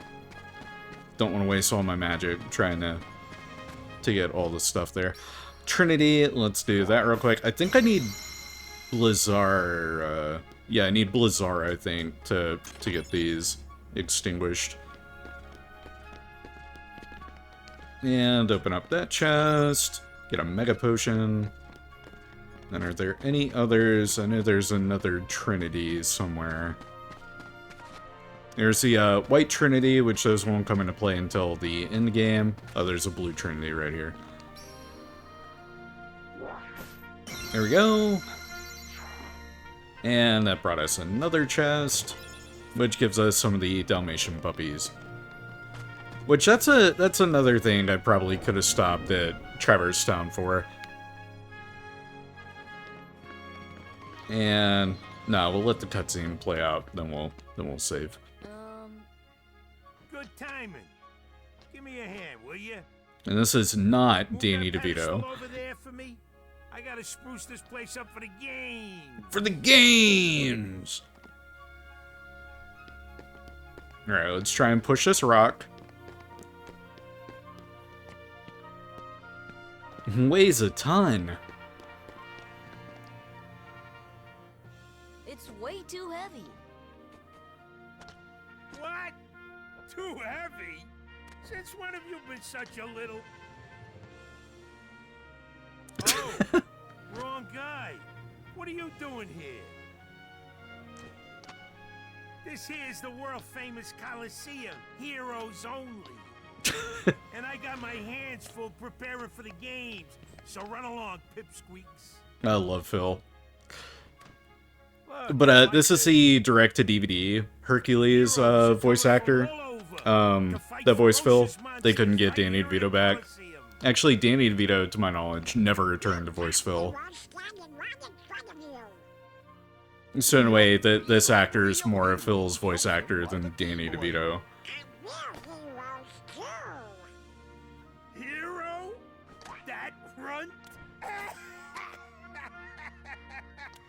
What's so funny? I fought a bunch of monsters. Yeah, you tell him, Sora. Hey, if you can't even move this... I'm here to mess up stuff. Oh boy, Mouse Eyes. Oh boy. The hero!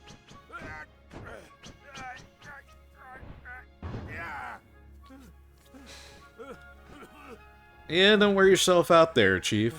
Okay, so it takes more than brawn. Well, let's see what you can do. Alright, I'll show you what I can do. I can go over here and I can save. And then we'll proceed with your little obstacle training courses. How does that sound, Phil? Good stuff. Alright.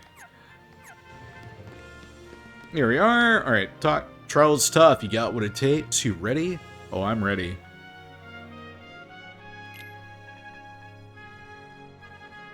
And the name of the game is Break the Barrels Before You Run Out of Time.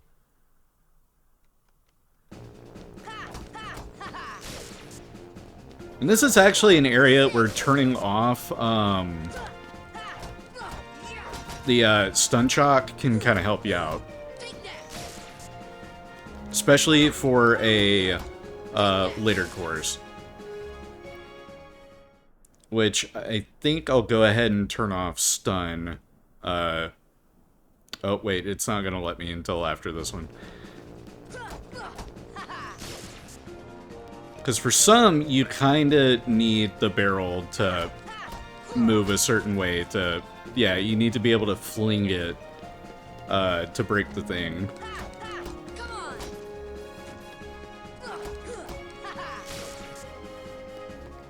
Should still be able to get it, though.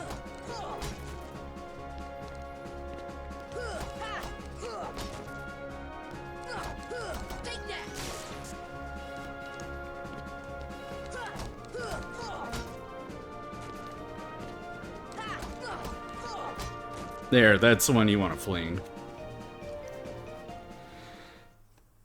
Sometimes you'll have the stun shock kind of trigger right there. And then it's a pretty difficult jump to get over to that barrel. I'm headed for the games. Afraid not. Why not? 2 words. You guys ain't heroes. Come on. Love Goofy counting. Want to become a real hero? Start by mastering this spell.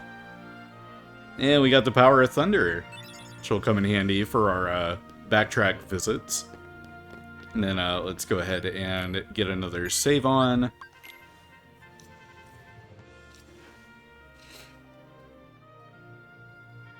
The waiting for the saves. And we're going to go ahead and leave the Coliseum.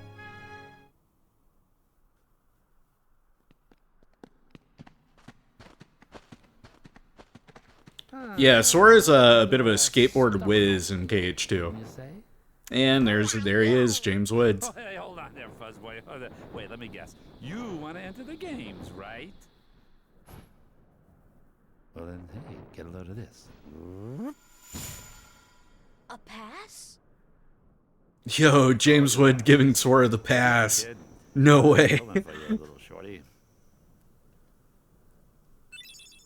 And got an entry pass, so now we can enter the Olympics. Or not the Olympics, but the Coliseum. But we're not gonna do that right now. Instead, that's not where I wanted to go. Actually, no, this is fine. Let me save here.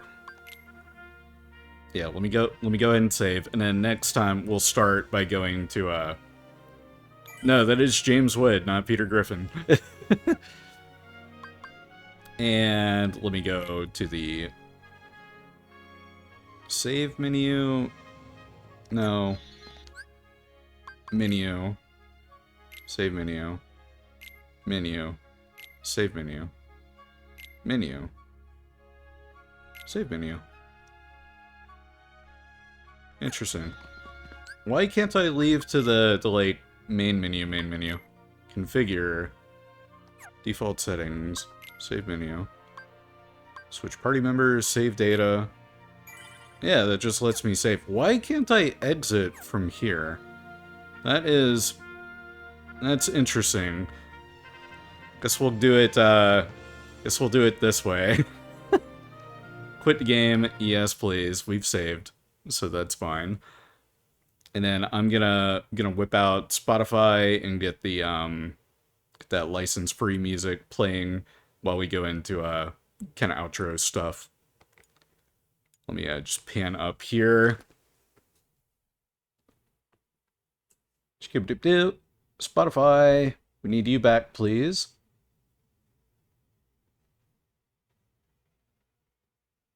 Once you finish loading. There we go. So yeah, that was our first little session of Kingdom Hearts Final Mix on the PlayStation 3. Very excited to have Kingdom Hearts back on the channel. As mentioned earlier, favorite game series of all time. I've got lots of little trivia pieces and bobs here and there that we'll get to talk about throughout the session. Hopefully the VOD doesn't have too many mute issues. I'll shouldn't run into any, but we'll see. Yeah, we're gonna play through the game, start to finish, get pretty much as much activity done as we can. This is our new kind of long form series for the time being. Still gonna be playing plenty of Animal Crossing. Still gonna finish out Pokemon Snap, new Pokemon Snap, and then we'll have a couple of other backlogged redeem games pop up here and there. Still got to get to Tony Hawk's Pro Skaters 1 and 2 Remake alongside Crazy Taxi. But that's enough from me. Let's check out our raid list, see who we've got this afternoon. And let's see. Let's go and check out. We got a new friend to hang out with. We're gonna raid into Floppy Pasheen. They are playing some Star Wars Jedi Fallen Order. So let me get that started. I'm gonna put you in there. Their careful hands. Jackbox. Did I say Jackbox? I said Tony Hawk's Pro Skater. Oh, you're making a joke. Anyway, I will see you all the next time, which will probably be tomorrow. So be on the lookout. Of course, always post on Twitter. I've been Chewy Coffee. You guys have been great. See ya.